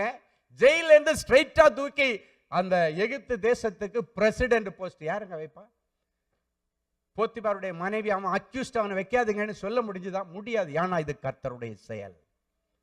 போத்திபார் என் மனைவியை அவன் கையை பிடிச்சு இழுத்துட்டான், என் மனைவியை கெடுக்க வந்தான், அவனுக்கு பதவியை கொடுத்துறாதீங்கன்னு சொல்லிட்டு ராஜாவிடத்துல போய் சொல்ல முடியுதா? முடியாது. ஏன் தெரியுமா? இதை நிர்ணயம் பண்ணினது ராஜா அல்ல, ராஜாதி ராஜா. என் அன்பு தேவனுடைய பிள்ளைகளை, நீங்கள் ராஜாதி ராஜாவுடைய பிள்ளைகள். நீ உத்தமமா நடந்தீன்னா கண்டிப்பா ஆண்டவர் என்ன அநேகத்திற்கு உன்னை அநேகத்தின் மேல் அதிகாரியாக, இதில் சொல்லப்பட்டிருக்கிறது, உண்மையாயிருந்தால், கொஞ்சத்தில் உண்மையாயிருந்தால் அநேகத்தின் மேல் உன்னை அதிகாரியா வைப்பேன். அப்படின்னா மேலான அதிகாரி. இன்னைக்கு யாரெல்லாம் கீழ்மட்டத்தில் இருந்துட்டு எனக்கு வர்ற சம்பளத்தை வச்சு ஃபேமிலியை ரன் பண்ண முடியல, ஓவர் கமிட்மெண்ட்ஸ்ல இருக்கிற, எனக்கு வட்டியெல்லாம் ஏத்திட்டாங்க, இது ஏத்திட்டாங்க, அது ஏத்திட்டாங்க, பிள்ளைங்களுக்கு படிப்பு செலவை ஏத்திட்டாங்க, சம்பளத்தை மட்டும் ஏத்த மாட்டேன்றாங்க, இதெல்லாம் யாருது? ஆனா இதெல்லாத்தையும் மீட் அவுட் பண்ற சம்பளம் எனக்கு ஏறலை, எனக்கு வருமானம் ஏறலை அப்படின்னு வந்திருக்கிறீங்களா? இன்னைக்கு நீங்க பிந்தி கிடந்தாலும் உண்மையா இருங்க. கொஞ்சத்துல நம்ம என்ன பண்றோம் தெரியுமா? இதெல்லாம் எழுந்த உடனே வருமானம் கம்மி ஆயிடுச்சு, செலவு ஜாஸ்தியான உடனே நம்ம சோர்வில் விழுந்துடுறோம், உற்சாகத்தில் விழுந்துடுறோம், பின்மாற்றத்தில் போகிறோம். என்ன பண்ணுவோம் தெரியுமா? நான் சர்ச்சுக்கு வரமாட்டேன். ஏன் வரமாட்டேன்? எல்லாருக்கும் ப்ரொமோஷன் கிடைக்குது, நேற்று வந்தவன் எல்லாம் முன்னால் போயிட்டான், எனக்கு ப்ரொமோஷன் வரல, எனக்கு இன்க்ரிமெண்ட் வரல, எனக்கு கடன் அடையலை, எனக்கு அது நடக்கலை, இது நடக்கலை. இது சில்லறத்தனமா இல்லையா? சின்ன பிள்ளைத்தனமா இல்லையா? இப்போ இதுக்காக தான் நீ ஆண்டவரை பிடிச்சிட்டு இருக்கியாங்க. மேன்மையான வாழ்வு ஒன்று இருக்கு, அதை விட்டுட்டு இந்த ஒண்ணு இல்லாத இதுக்காக வேண்டி நீங்க எல்லாம் இன்னைக்கு நிறைய பேர் கவலைப்பட்டு சர்ச்சுக்கு வராம பின்மாற்றத்தில் இருக்கிற தேவனுடைய பிள்ளை இன்னைக்கு ஆண்டவர் சொல்றாரு, கஷ்டப்படும் பொழுதுதான் இன்னும் உற்சாகமா ஆவிக்குரிய வாழ்க்கையில நீ முன்னேறணும். நீ துன்பத்தில் இருக்கும்போது தான் இன்னும் சர்ச்சுக்கு போகணும். நிறைய பேர் கேட்பாங்க, உனக்கு தான் ஒண்ணுமே நடக்கலையாப்பா, எதுக்குப்பா சர்ச்சுக்கு போற? அங்கதான் பிசாசு நிற்பான். ஆமா, இல்லை எனக்கு ஒண்ணுமே நடக்கல, சர்ச்சுக்கு போய் என்னதான் கண்ட, ஒரே அடியா காண போறாங்க, அதை விட்டுறீங்க. ஒரே அடியா தூக்கி உட்கார வைப்பாங்க, அப்படி ஸ்டெப்பா வைக்க வேண்டியது. ஜெயிலுக்குள்ள கிடந்தாங்க, அவனுக்கு ஜாமீன் எடுக்க நாதி இல்லைங்க. யார் ஜாமீன் எடுப்பாவன? கிடங்குல கண்டு சாக வேண்டியவன். கிடங்குன்னா ஜெயிலுன்னு அர்த்தம். ஜெயிலுக்குள்ளால கிடந்து சாக வேண்டியவங்க. அவன் சாப்டர் முடிஞ்சு போச்சுன்னு எல்லாரும் நினைச்சாங்க. போத்திபாருடைய மனைவி என்ன நினைச்சா தெரியுமா? நினைச்சா உண்மை அவனோடு மரித்து போகும் அங்க கிடங்குலன்னு சொன்னா. உண்மை ஒரு நாள் மறிக்காது. கொஞ்சத்துல உண்மையா இருந்தா உன்னை மேல் அதிகாரியா வச்சாதான் ஆண்டவருக்கே தூக்கம் வரும், ஆண்டவருக்கு அப்பதான் நிம்மதி வரும். என் அன்பு தேவனுடைய பிள்ளைகளை, இன்னைக்கு அந்த ஆண்டவருக்கு நீங்க செல்ல பிள்ளைகளா இருக்கிறதுக்காக எத்தனை பேர் கரங்களை தட்டி ஆண்டவருக்கு நன்றி சொல்ல முடியும்? கடைசி ஆண்டவர் சொல்றாரு, உத்தமமா இருந்தா உனக்கு நான் கேடகமா இருப்பேன்னு சொல்றாரு. நீதிமொழிகள் 2:7 சொல்லுகிறது, உத்தமமாய் நடக்கிறவர்களுக்கு அவர் கேடகமாய் இருக்கிறார். இன்னொரு வசனம் சொல்லுகிறது, உத்தமமாய் இருக்கிறவனுக்கு கர்த்தர் துணையாக இருக்கிறார். 2 நாளாகமம் 19:11. இன்னைக்கு கர்த்தர் உனக்கு கேடகமா இருப்பார். வியாதி இருக்கா? அதை கண்டு பயப்படாத. கர்த்தர் கேடகமாயிருந்து இந்த கொள்ளை நோயை தாங்கக்கூடிய பலனையும் இதிலிருந்து மீண்டு வரக்கூடிய வழியையும் ஆண்டவர் உண்டு பண்ணுவார். உத்தமமா இருந்துட்டு ஆண்டவர்கிட்ட போய் கேட்கலாம். அன்னைக்கு எசேக்கியா ராஜாவுடைய வாழ்க்கையில என்ன நடந்துச்சு யோசித்து பாருங்க. இதை ஒண்ணு மட்டும் நான் சொல்லி முடிக்க விரும்புகிறேன். உத்தமனுக்கு கர்த்தர் கேடகமா இருக்கிறார், உத்தமனுக்கு கர்த்தர் துணையாக இருக்கிறார். இந்த 2 வசனத்தை வச்சு ஆண்டவர் சொல்றாரு, எசேக்கியா ராஜாவுக்கு மரணத்தின் நாள் குறிக்கப்பட்டாகிவிட்டது. As per heavenly records it is already fixed. அவ்வளவுதான், இந்த வயசுல இவன் சாக போறான். அந்த வே ஆஃப் டெத் எப்படி இருக்குன்னா, அவனுக்குள்ளால ஒரு பிளவ வியாதி வருது. அந்த வியாதியிலிருந்து அவன் மீளாம அந்த வியாதியிலே படுத்த படுக்கையாக கிடந்து சாவு போறான். இதுதான் இவனை குறித்த கடைசி நாட்களின் கடைசி பக்கங்கள். ஞாபக புஸ்தகத்துல அவனுக்கு அடுத்த பேஜஸ் இல்லை, முடிய போகுது. அப்போ ஆண்டவர் இவனுடைய உத்தமத்தை பார்த்து தீர்க்கதரிசி இடத்துல சொல்லி அனுப்புறாரு. அப்பா, அவன் என்னமோ நிறைய வருஷமா வாழ்ற மாதிரி கனவு கண்டு லைஃப் ஓட்டிட்டு இருக்கிறான். அவன் உண்மையா என்கிட்ட நடக்கிறான், உத்தமமா நடக்கிறான். நான் கொடுத்த பதவி அவன் மிஸ்யூஸ் பண்ணல, அதனால அவன் மரிக்க போறான்றத ஒரு வார்த்தை அவன்கிட்ட போய் சொல்லிட்டு வந்துரு அப்படின்னு சிலர் சொல்லுவாங்க. மரணம் என்னங்க சொல்லிட்டாங்க வரோம், சாவு சொல்லிட்டாங்க வரேன்னு சொல்லுவாங்க. நீ உத்தமமா நடந்து பாரு, சாவு சொல்லிட்டு தான் வரோம். ஆண்டவர் சொல்லிட்டு தான் உன்னை எடுப்பார். அறிகுறிகளை சொல்லுவார், தீர்க்கதரிசிகள் மூலமா சொல்லுவார், நீ ஜெபிக்கும் பொழுது சொல்லுவார். இன்னைக்கு ஆண்டவர் உங்களை பார்த்து சொல்றாரு, சாவு சொல்லிட்டு வருமானு நிறைய பேர் கேட்பீங்க. இந்த உத்தமனுக்கு சொல்லிட்டு தாங்க வந்தது. அப்ப தீர்க்கதரிசி வந்து சொல்றாரு, நீ சீக்கிரத்துல சாவ போறப்பா. இந்த வியாதி உனக்கு மரணத்திற்கு ஏதுவான வியாதி, வே ஆஃப் டெத். ஒவ்வொருவருக்கும் மரணத்திற்குன்னு சில காரியங்களை ஆண்டவர் நிர்ணயம் பண்ணியிருப்பார். வியாதியில மரிக்கிறவ உண்டு, விபத்துல மரிக்கிறவ உண்டு, தூக்கத்திலே மரிக்கிறவ உண்டு, எல்லாம் நிறைய காரியங்கள் இருக்குது. அப்ப இவனுக்கு என்னவே இந்த வியாதியம் அந்த மரணத்திற்கு ஏதுவான வியாதியம் வந்துருச்சு. வியாதியில இவன் கஷ்டப்பட்டுட்டே இருக்கிறான். அப்ப அப்படின்னா இந்த டெத் ப்ராசஸ் ஆல்ரெடி ஸ்டார்டட். அவனுக்குன்னு கொடுத்திருக்கிற மரணத்தின் அந்த காரியங்கள், மரணத்தை நோக்கி அவன் பயணிக்கிற அந்த காலங்கள், நேரங்கள், நிமிடங்கள் மூவ் ஆகி மரணத்தை நோக்கி ஒவ்வொரு நிமிஷமும் அவன் நகர்ந்து கொண்டிருக்கிறான். அதுதான் வியாதி வந்தாச்சு. இப்ப வந்து சொல்றாரு, இப்ப வந்திருக்கிற வியாதி மரணத்திற்கு ஏதுவான வியாதி. அதனால நீ சீக்கிரத்திலே மரிக்க போகிற. சீக்கிரத்திலே அப்படின்னா பக்கத்துல வந்துட்டப்பான்னு அர்த்தம். சீக்கிரத்திலே மரிக்க போகிறேன். பக்கத்துல வரைக்கும் வந்துட்ட, ஆனாலும் என்னமோ தெரியலப்பா, ஆண்டவர் உன் சாவை சொல்லிட்டு தான் உனக்கு எடுக்கணும்னு நியமிச்சு என்னை அனுப்பி வச்சிருக்கிறாரு. அதனால ஏதாவது வீட்டு காரியங்களை ஒழுங்குபடுத்தினா ஒழுங்குபடுத்திக்கோ அப்படின்னு சொல்லி அனுப்புறார். இவன் வந்து கேட்டான். கேட்ட உடனே அவனுக்கு ஒரு ஷாக்கிங்கா இருந்தது. ஏன்னா அவன் உண்மையா உத்தமமா ஆண்டவரை பின்பற்றி ஊழியம் செய்கிறவன். அவருடைய ராஜ பதவியை ஒரு இடத்துல கூட அவன் மிஸ்யூஸ் பண்ணல. அதனால இன்னும் கொஞ்சம் வருஷம் நம்ம நல்லா அழகா இருந்து, ஏன்னா அது வரைக்கும் அவனுக்கு குழந்தை கூட கிடையாது. நீங்க பைபிள்ல சிலது வந்து பாத்தீங்கன்னா நிறைய குறிப்புகள் அங்கங்கே இருக்கிறத எடுத்து தான் சிலதை நம்ம புரிஞ்சுக்க முடியும். அதுக்கு தான் பைபிளை ஆராய்ஞ்சு பார்க்கணும்னு சொல்லப்பட்டிருக்கிறது. சரியா? சரி, அது எப்படி அவனுக்கு குழந்தை இல்லைன்றது எப்படி சொல்றீங்கன்றத நான் அடுத்து உங்களுக்கு சொல்றேன். அப்ப அவனுக்கு குழந்தையே இல்லை. நம்ம என்ன பண்ணுவோம், பண்ணி யோசித்திருப்போம். வீட்டு காரியங்களை ஒழுங்குபடுத்தினோன்னா நம்ம என்ன நினைப்போம், ஓகே பிள்ளை குட்டிங்களுக்கு சொத்தெல்லாம் ஒயில் கீழ் எழுதி வைக்கிறதுனா எழுதி வச்சிடலாம், அப்படிதான் நம்ம நினைப்போம். ஆனா நான் ஆராய்ஞ்சு பார்த்தா அந்த நேரத்தில் அவனுக்கு குழந்தை கூட இல்லை. அப்ப எதுக்கு வீட்டு காரியத்தை ஒழுங்கு பண்ண சொன்னாருன்னா, இவனுடைய அரசாட்சி, இவனுக்கு குடும்பம் எது எப்படி எப்படி ஒப்படைக்கணுமோ ஒப்படைக்கிறதுக்காக வேண்டி ஆண்டவர் சொல்றார், நீ ரெடி ஆயிக்கோ. சிலர் சொல்லுவாங்க, நான் பார்த்துருக்கிறேன் நிறைய பேருக்கு இறந்துக்கு அப்புறம் அவங்கள ஆறுதல் சொல்ல போகும்போது ஒன்றுமே சொல்லாமல் போயிட்டாருங்க. லாக்கருக்கு இப்போ அவர் இறந்ததுக்கு அப்புறம் கவலை எல்லாம் அது தெரியுமா, லாக்கர் கீ எங்கே இருக்குன்னு தெரியாது. யார்கிட்ட என்ன கொடுத்து வச்சிருக்காருன்னு தெரியாது, யார்கிட்ட இருந்தாலும் இவருக்கு பணம் வரணும்னு தெரியாது, ஒண்ணுமே தெரியாது, ஒண்ணுமே சொல்லாம போயிட்டாங்க அப்படின்வாங்க. ஆண்டவர் சொல்லிட்டு மரணத்தை கொடுக்காது. எதுக்கு தெரியுமா? ஒழுங்குபடுத்தினா செட்ரேட் பண்ணி நீ மறிக்க போற, எதை எங்க ஹேண்ட் ஓவர் பண்ணோம் எல்லாம் பிளான் பண்ணிக்கப்பான்னு சொல்லிட்டார். ஆனா அவன் என்ன தெரியுமா செய்தான்? தீர்க்கதரிசி சொல்லிட்டு அந்த அரண்மனையின் பாதி முற்றம் தான் போயிருக்காரு, ஃபுல் முற்றம் தாண்டல. அரண்மனையின் முற்றம்னா தெரியல, வெளியே உள்ள இடம். அதுல பாதி தூரம் போறதுக்குள்ளால ஆண்டவர் about turn அப்படின்னாரு. திரும்படா திருப்பியும் அங்கேயே அரண்மனையை நோக்கினாரு. என்ன ஆண்டவரேன்னு கேட்டா, அந்த கொஞ்சம் நிமிஷத்துக்குள்ளால, கொஞ்சம் வினாடிகளுக்குள்ளால இவன் செய்த காரியம், இந்த எசேக்கியா என்ன தெரியுமா பார்த்தா, சுவர் பக்கமாய் திரும்பி ஆ கர்த்தாவேன்னு அழுறான். எப்படி அழுறான்? நம்ம எம்மான்னு அழுவோம், எப்பான்னு அழுவோம். ஆனா அவன் ஆ கர்த்தாவே, நான் உமக்கு முன்பாக உண்மையும் உத்தமமும் மனநிர்மையுமாய் நடந்து கொண்டேன் என்பதை நினைத்தருளும் என்று விண்ணப்பம் பண்ணினார். என்னுடைய மரணப்படுக்கை மாத்துங்கன்னு கேட்கலங்க, தன் உத்தமத்தை என் ஆண்டவருக்கு ஞாபகப்படுத்துகிறான். ஆண்டவரே, உங்களுக்கு முன்பாக, மனுஷர்களுக்கு முன்பாக இல்லை. அப்படின்னா ஆண்டவருக்கு முன்னாடினா அவன் தெளிவா இருக்கிறான்னு அர்த்தம். உமக்கு முன்பாக நான் உத்தமமும் மனநேர்மையுமாய் நடந்து கொண்டேன் என்பதை நினைத்தருளும் என்று வேண்டுதல் பண்ணான். வேற எதுவுமே கேட்கலங்க. அந்த செகண்ட்ல ஆண்டவர் அதை நினைச்சு பார்க்கிறார்.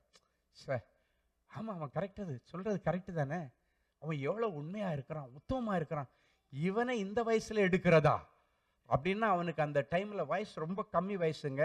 ஏன்னா அப்ப நான் கணக்கு கால்குலேட் பண்ணி பார்த்தேன், கிட்டத்தட்ட 37 வயசு என்னமோ தான் அவனுக்கு. இந்த மரணத்திற்கான நாட்கள் குறிக்கப்பட்ட போது அவனுடைய வயசு அதுதான்.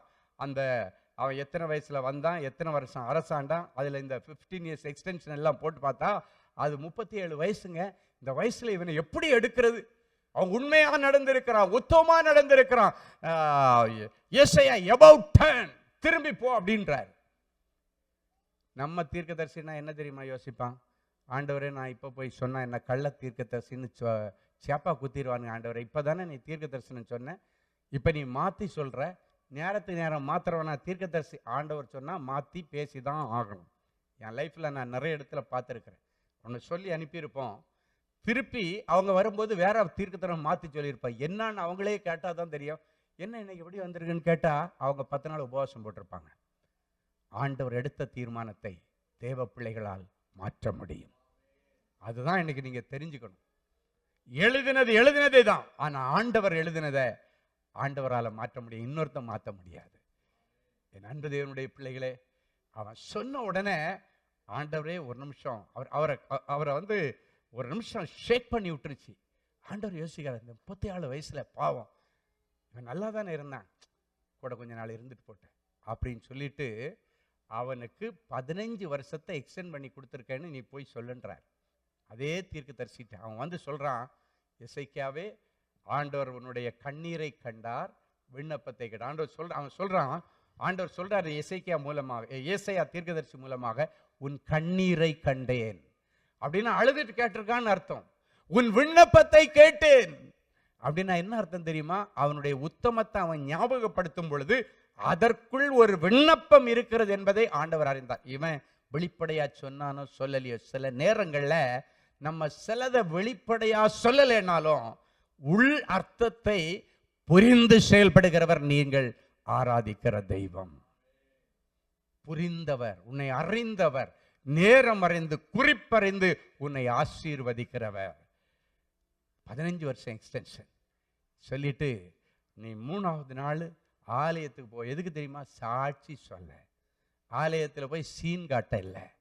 இன்னைக்கு எத்தனை நன்மைகளை கர்த்தர் செய்திருக்கிறார். எத்தனை பேர் ஆலயத்தில் வந்து சாட்சி சொல்லியிருக்கீங்க. இந்த சாட்சி எதுக்கு தெரியுமா? ஊழியக்காரனை பெருமைப்படுத்துறதுக்கு இல்லைங்க, ஆண்டவரை மகிமைப்படுத்துறதுக்கு. எசேக்கியாவிட்ட சொல்றாரு, உனக்கு 15 வருஷம் எக்ஸ்டென்ஷன், ஆனா 3வது நாள் நீ ஆலயத்துக்கு போகணும்.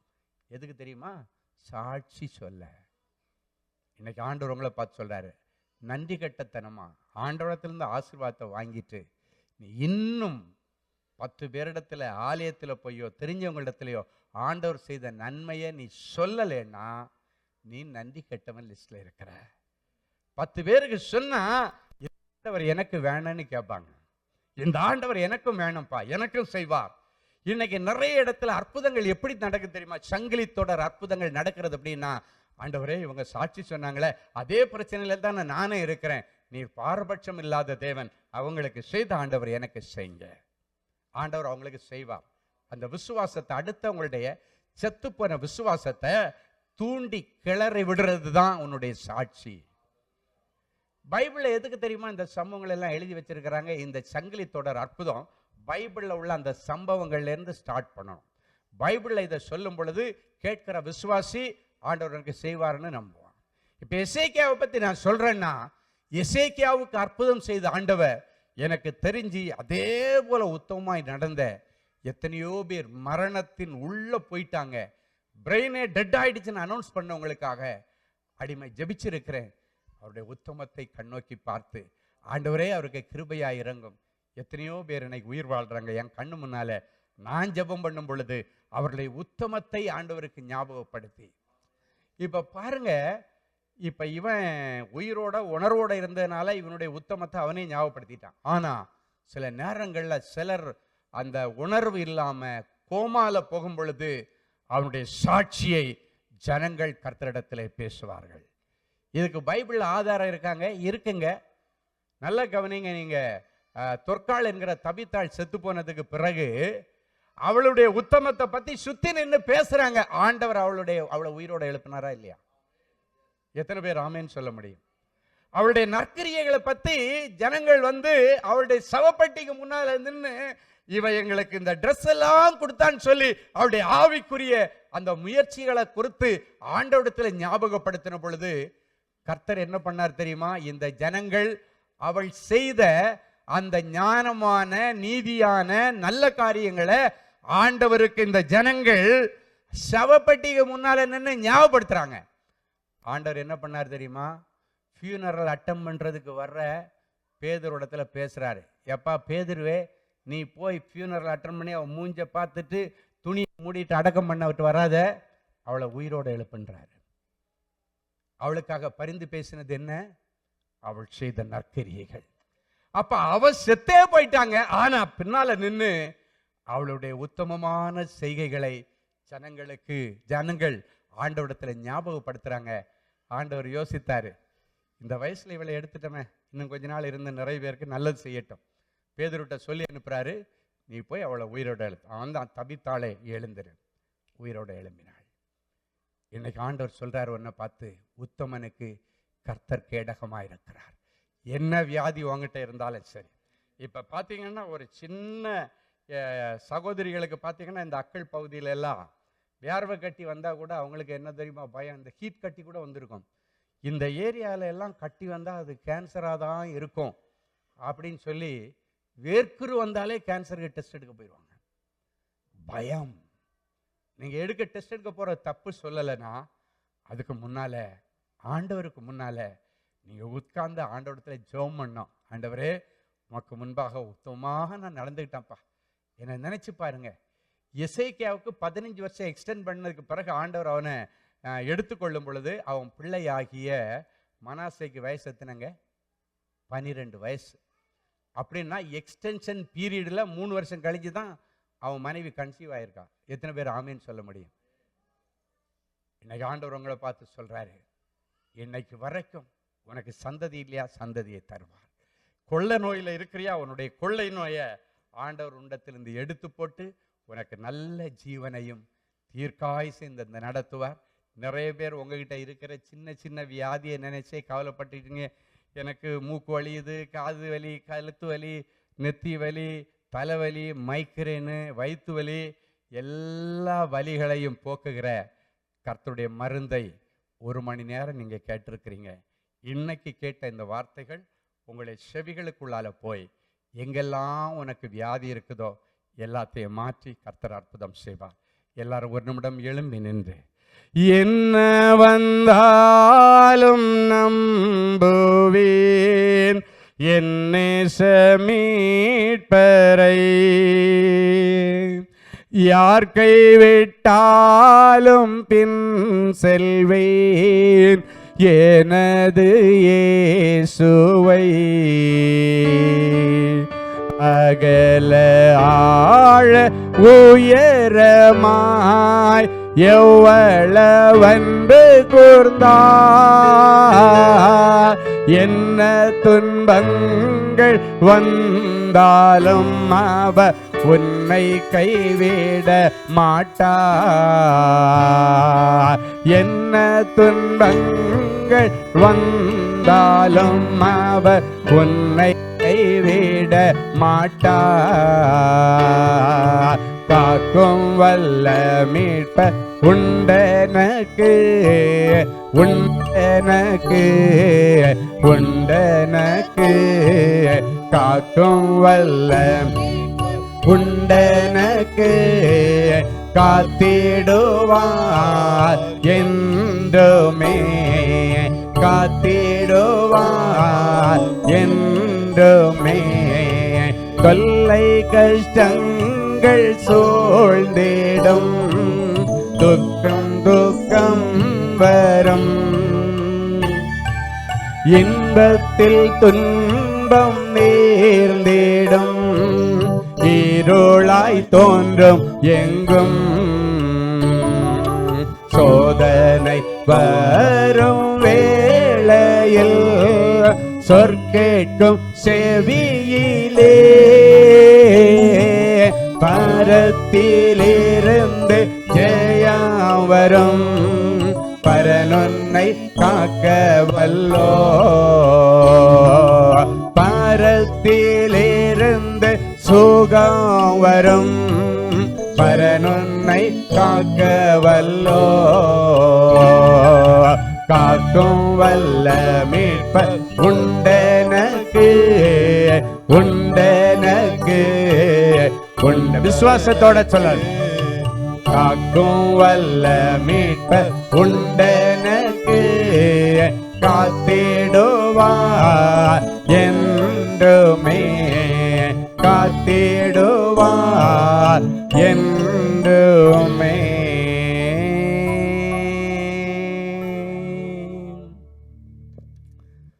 தொல்லை கஷ்டங்கள் எங்களை சூழ்ந்து வரும், துன்பங்கள் துக்கங்கள் அடுக்கடுக்காய் எங்களை நெருக்கி ஏவும் பொழுது என்ன செய்கிறது என்று தெரியாமல் தடுமாடுகிற நேரத்தில் எங்களுக்கு ஒத்தாசை அருளுகிற பர்வதமாகி உம்மை நோக்கி பார்க்கும் பொழுது வானத்தையும் பூமியையும் உண்டாக்கின கர்த்தரிடத்தில் எங்களுக்கு வரும் என்று சொன்னீர், ஒத்தாசை வரும் என்று சொன்னீர், உதவி வரும் என்று சொன்னீர்.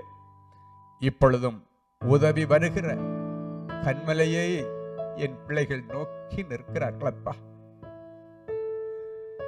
ஜெயத்தை பார்க்க முடியல, தோல்வியை சந்திச்சு சந்திச்சு நொந்து போய் வந்துட்டாங்க. உழைப்பிற்கேற்ற பலனில் வேலை செய்கிற இடத்துல கார்னர் பண்றாங்க, பிரஷர் கொடுக்கறாங்க, அழுத்தம் கொடுக்கறாங்க. வேலைக்கு போயிட்டு வீட்டுல வந்தா வீட்டுக்குள்ள இன்னொரு அழுத்தம், வெளியே போனா இன்னொரு அழுத்தம், நாலா பக்கத்தில் அழுத்தம் தாங்க முடியல. ஆண்டவரே, மன அழுத்தத்துக்குள் விழுந்து கிடக்கிற பிள்ளைகளை ஒரு விஷயம் கண்ணோக்கி பார்த்து இந்த மன அழுத்தத்திலிருந்து என் பிள்ளைகளை வெளியே கொண்டு வரும்படி எந்த காரியம் இந்த மன அழுத்தத்திற்கு காரணமாயிட்டோ அந்த காரியத்தில் ஒரு அற்புதத்தை கர்த்தர் செய்யும், அந்த சம்பவத்தில் ஒரு அற்புதத்தை செய்து என் பிள்ளைகளை மறுபடியும் உற்சாகத்தின் ஆவி தாங்கும்படி செய். எப்பொழுது எங்களிடத்திலே வருவீர், எங்கள் வீட்டிலே நாங்கள் உத்தமமாய் மறுபடியும் நடந்து கொள்ள எங்களை அர்ப்பணிக்கிறோம் என்று தாவீது சொன்னது போல யாரெல்லாம் சொல்றாங்களோ அவர்கள் வீட்டுக்குள்ளே கர்த்தர் மறுபடியும் எழுந்தருளி வார். உம்முடைய வாசஸ்தலத்தை இவர்கள் வீட்டிலே நீ ஸ்தாபிப்பீராக, உம்முடைய ராஜ்யம் வருவதாக சொல்லி ஜெபிக்கிறோம். உம்முடைய சித்தம் பரலோகத்திலே செய்யப்படுவது போல என் பிள்ளைகளுடைய வாழ்க்கையில் செய்யப்படுவதாக ஆசீர்வதிக்கிறப்பா. எங்க சித்தத்தையே நாங்க செயல்படுத்த முயற்சி செய்து இன்னும் கண்ணீர்ல கிடக்கிறப்பா, இன்னும் பலன் இழந்து கிடக்கிறப்பா, வியாதியில கிடக்கிறப்பா, டிப்ரெஷன்ல கிடக்கிறப்பா. இந்த பிள்ளைகளை ஒரு விஷயம் கண்ணோக்கி பார்த்து, உம்முடைய சித்தம் இனி என் பிள்ளைகள் வாழ்க்கையிலே நிறைவேறுவதாக. எந்த அதிகாரிகள் இவர்களுக்கு எதிர்த்து நின்றார்களோ அதே அதிகாரிகள் கண்கள்ல பிள்ளைகளுக்கு தயவு கிடைக்கட்டும். பார்வோனுடைய கண்கள்ல யோசேப்புக்கு தயவு கிடைச்சது. ஆண்டவரே, என் பிள்ளைகளுக்கும் அவர்கள் அதிகாரிகள் கண்கள்ல தயவு கிடைக்கட்டும். யாரெல்லாம் இவங்களை கார்னர் பண்றாங்களோ அவங்க கரத்தை ஆண்டவர் பிடுங்கி போட்டு என் பிள்ளைகளை மூச்சு விட பண்ணுங்கப்பா. கழுத்தை நெரிக்கிற மாதிரி நெரிச்சு கொண்டிருக்கிற பிரச்சனைகள் எதுவா இருந்தாலும் அந்த கழுத்தை நெரிக்கிறவனுடைய அந்த கையை அதிலிருந்து நீங்க பிடிங்கி போட்டு என் பிள்ளைங்க நிம்மதி பெருமூச்சு விடட்ட, நிம்மதியாய் வாழட்டு. எங்க கார்னர் பண்ணப்பட்டாங்களோ அதே இடத்துல என் பிள்ளைகளுடைய பெயரை பெருமைப்படுத்த இன்றிலிருந்து ஒரு புது வாழ்வு இவர்களுக்கு ஆரம்பிக்கட்டும். ஆவிக்குரிய வாழ்க்கையில உத்தமம் என்கிற நல்ல குணாதிசயத்தை எடுத்துக்கொண்டு ஆவிக்குரிய வாழ்க்கையில இவங்க புதுசா இன்னைக்கு மாறட்டும். அதை தொடர்ந்து உலக காரியங்கள் அத்தனையிலும் நீர் புதிய அனுபவங்களையும் முன்னேற்றத்தையும் தான் அநேகத்திற்கு அதிகாரியாக என் பிள்ளைகளை நீர் மாற்றும் அப்பா. இவர்கள் தங்களை ஆண்டவருடைய சமூகத்தில் உத்தமமாய் ஒப்பு கொடுத்தபடியினாலே சரீரத்தில் உள்ள எல்லா வியாதிகளையும் ஆண்டவர் மாற்றும். இவர்களை நெருங்கி நிற்கிற எல்லா பாவங்களும், எங்களை சுற்றிலும் நெருங்கி நிற்கிற பாவங்கள் என்று அப்போஸ்தலனாகிய பவுல் சொல்லுகிறார். என்னென்ன இருக்கோ எல்லாத்தையும் ஜெயிக்கிற கிருபையை தார். உலகத்தை ஜெயிக்கிற ஜெயம் என் பிள்ளைகளுக்கு கிடைப்பதாக நான் ஆசீர்வதிச்சு அனுப்புறப்பா. ஒவ்வொருடைய இருதயத்தில் பலவிதமான ஏக்கங்கள், பிள்ளைகளை குறித்த கவலைகள் எல்லாம் அறிஞ்சிருக்கிறீங்க. எல்லா காரியத்திலும் இன்னைக்கு உடைய தொடுதலை என் பிள்ளைகள் பார்க்கட்டும். உடைய தெய்வீக தொடுதல், உடைய தெய்வீக இவர்கள் வாழ்க்கையில் உடைய தெய்வீக ஈடுபாடு, இடைபடுதல், தெய்வீக இடைபடுதல், டிவைன் இன்டர்வென்ஷன் என் பிள்ளைகளுடைய வாழ்க்கையை உயிர்ப்பிக்கட்டும், உயிர்ப்பிக்கட்டும், உயிர்ப்பிக்கட்டும், தைரியப்படுத்தும், உற்சாகப்படுத்தும், புதுபலனை தாரும். தொடர்ந்து என் பிள்ளைகளுடைய விருப்பங்கள் எல்லாவற்றையும் நிறைவேற்றும். சுகபத்திரமாய் பிள்ளைகளை அழைத்து வந்த ஆண்டவர் சுகபத்திரமாய் வீடுகளிலே சேர்த்து நல்ல செய்திகளை பகிர்ந்து கொள்ள உதவி செய்யும். நாளைய தினத்திலே பரிசுத்த ஓய்வு நாள் ஆராதனை. நாளைய தினத்திலும் கர்த்தர் இந்த திரளான ஜனங்களை கொண்டு வந்து தேவ திட்டங்களை என் பிள்ளைகளுடைய வாழ்க்கையிலே நீர் பேசி அதை ஆரம்பித்து வைப்பீராக. இயேசுவின் மூலம் பிதாவே, ஆமேன், ஆமேன். அல்லேலூயா. அனைவரும் உட்காருவோம். பிரைஸ்.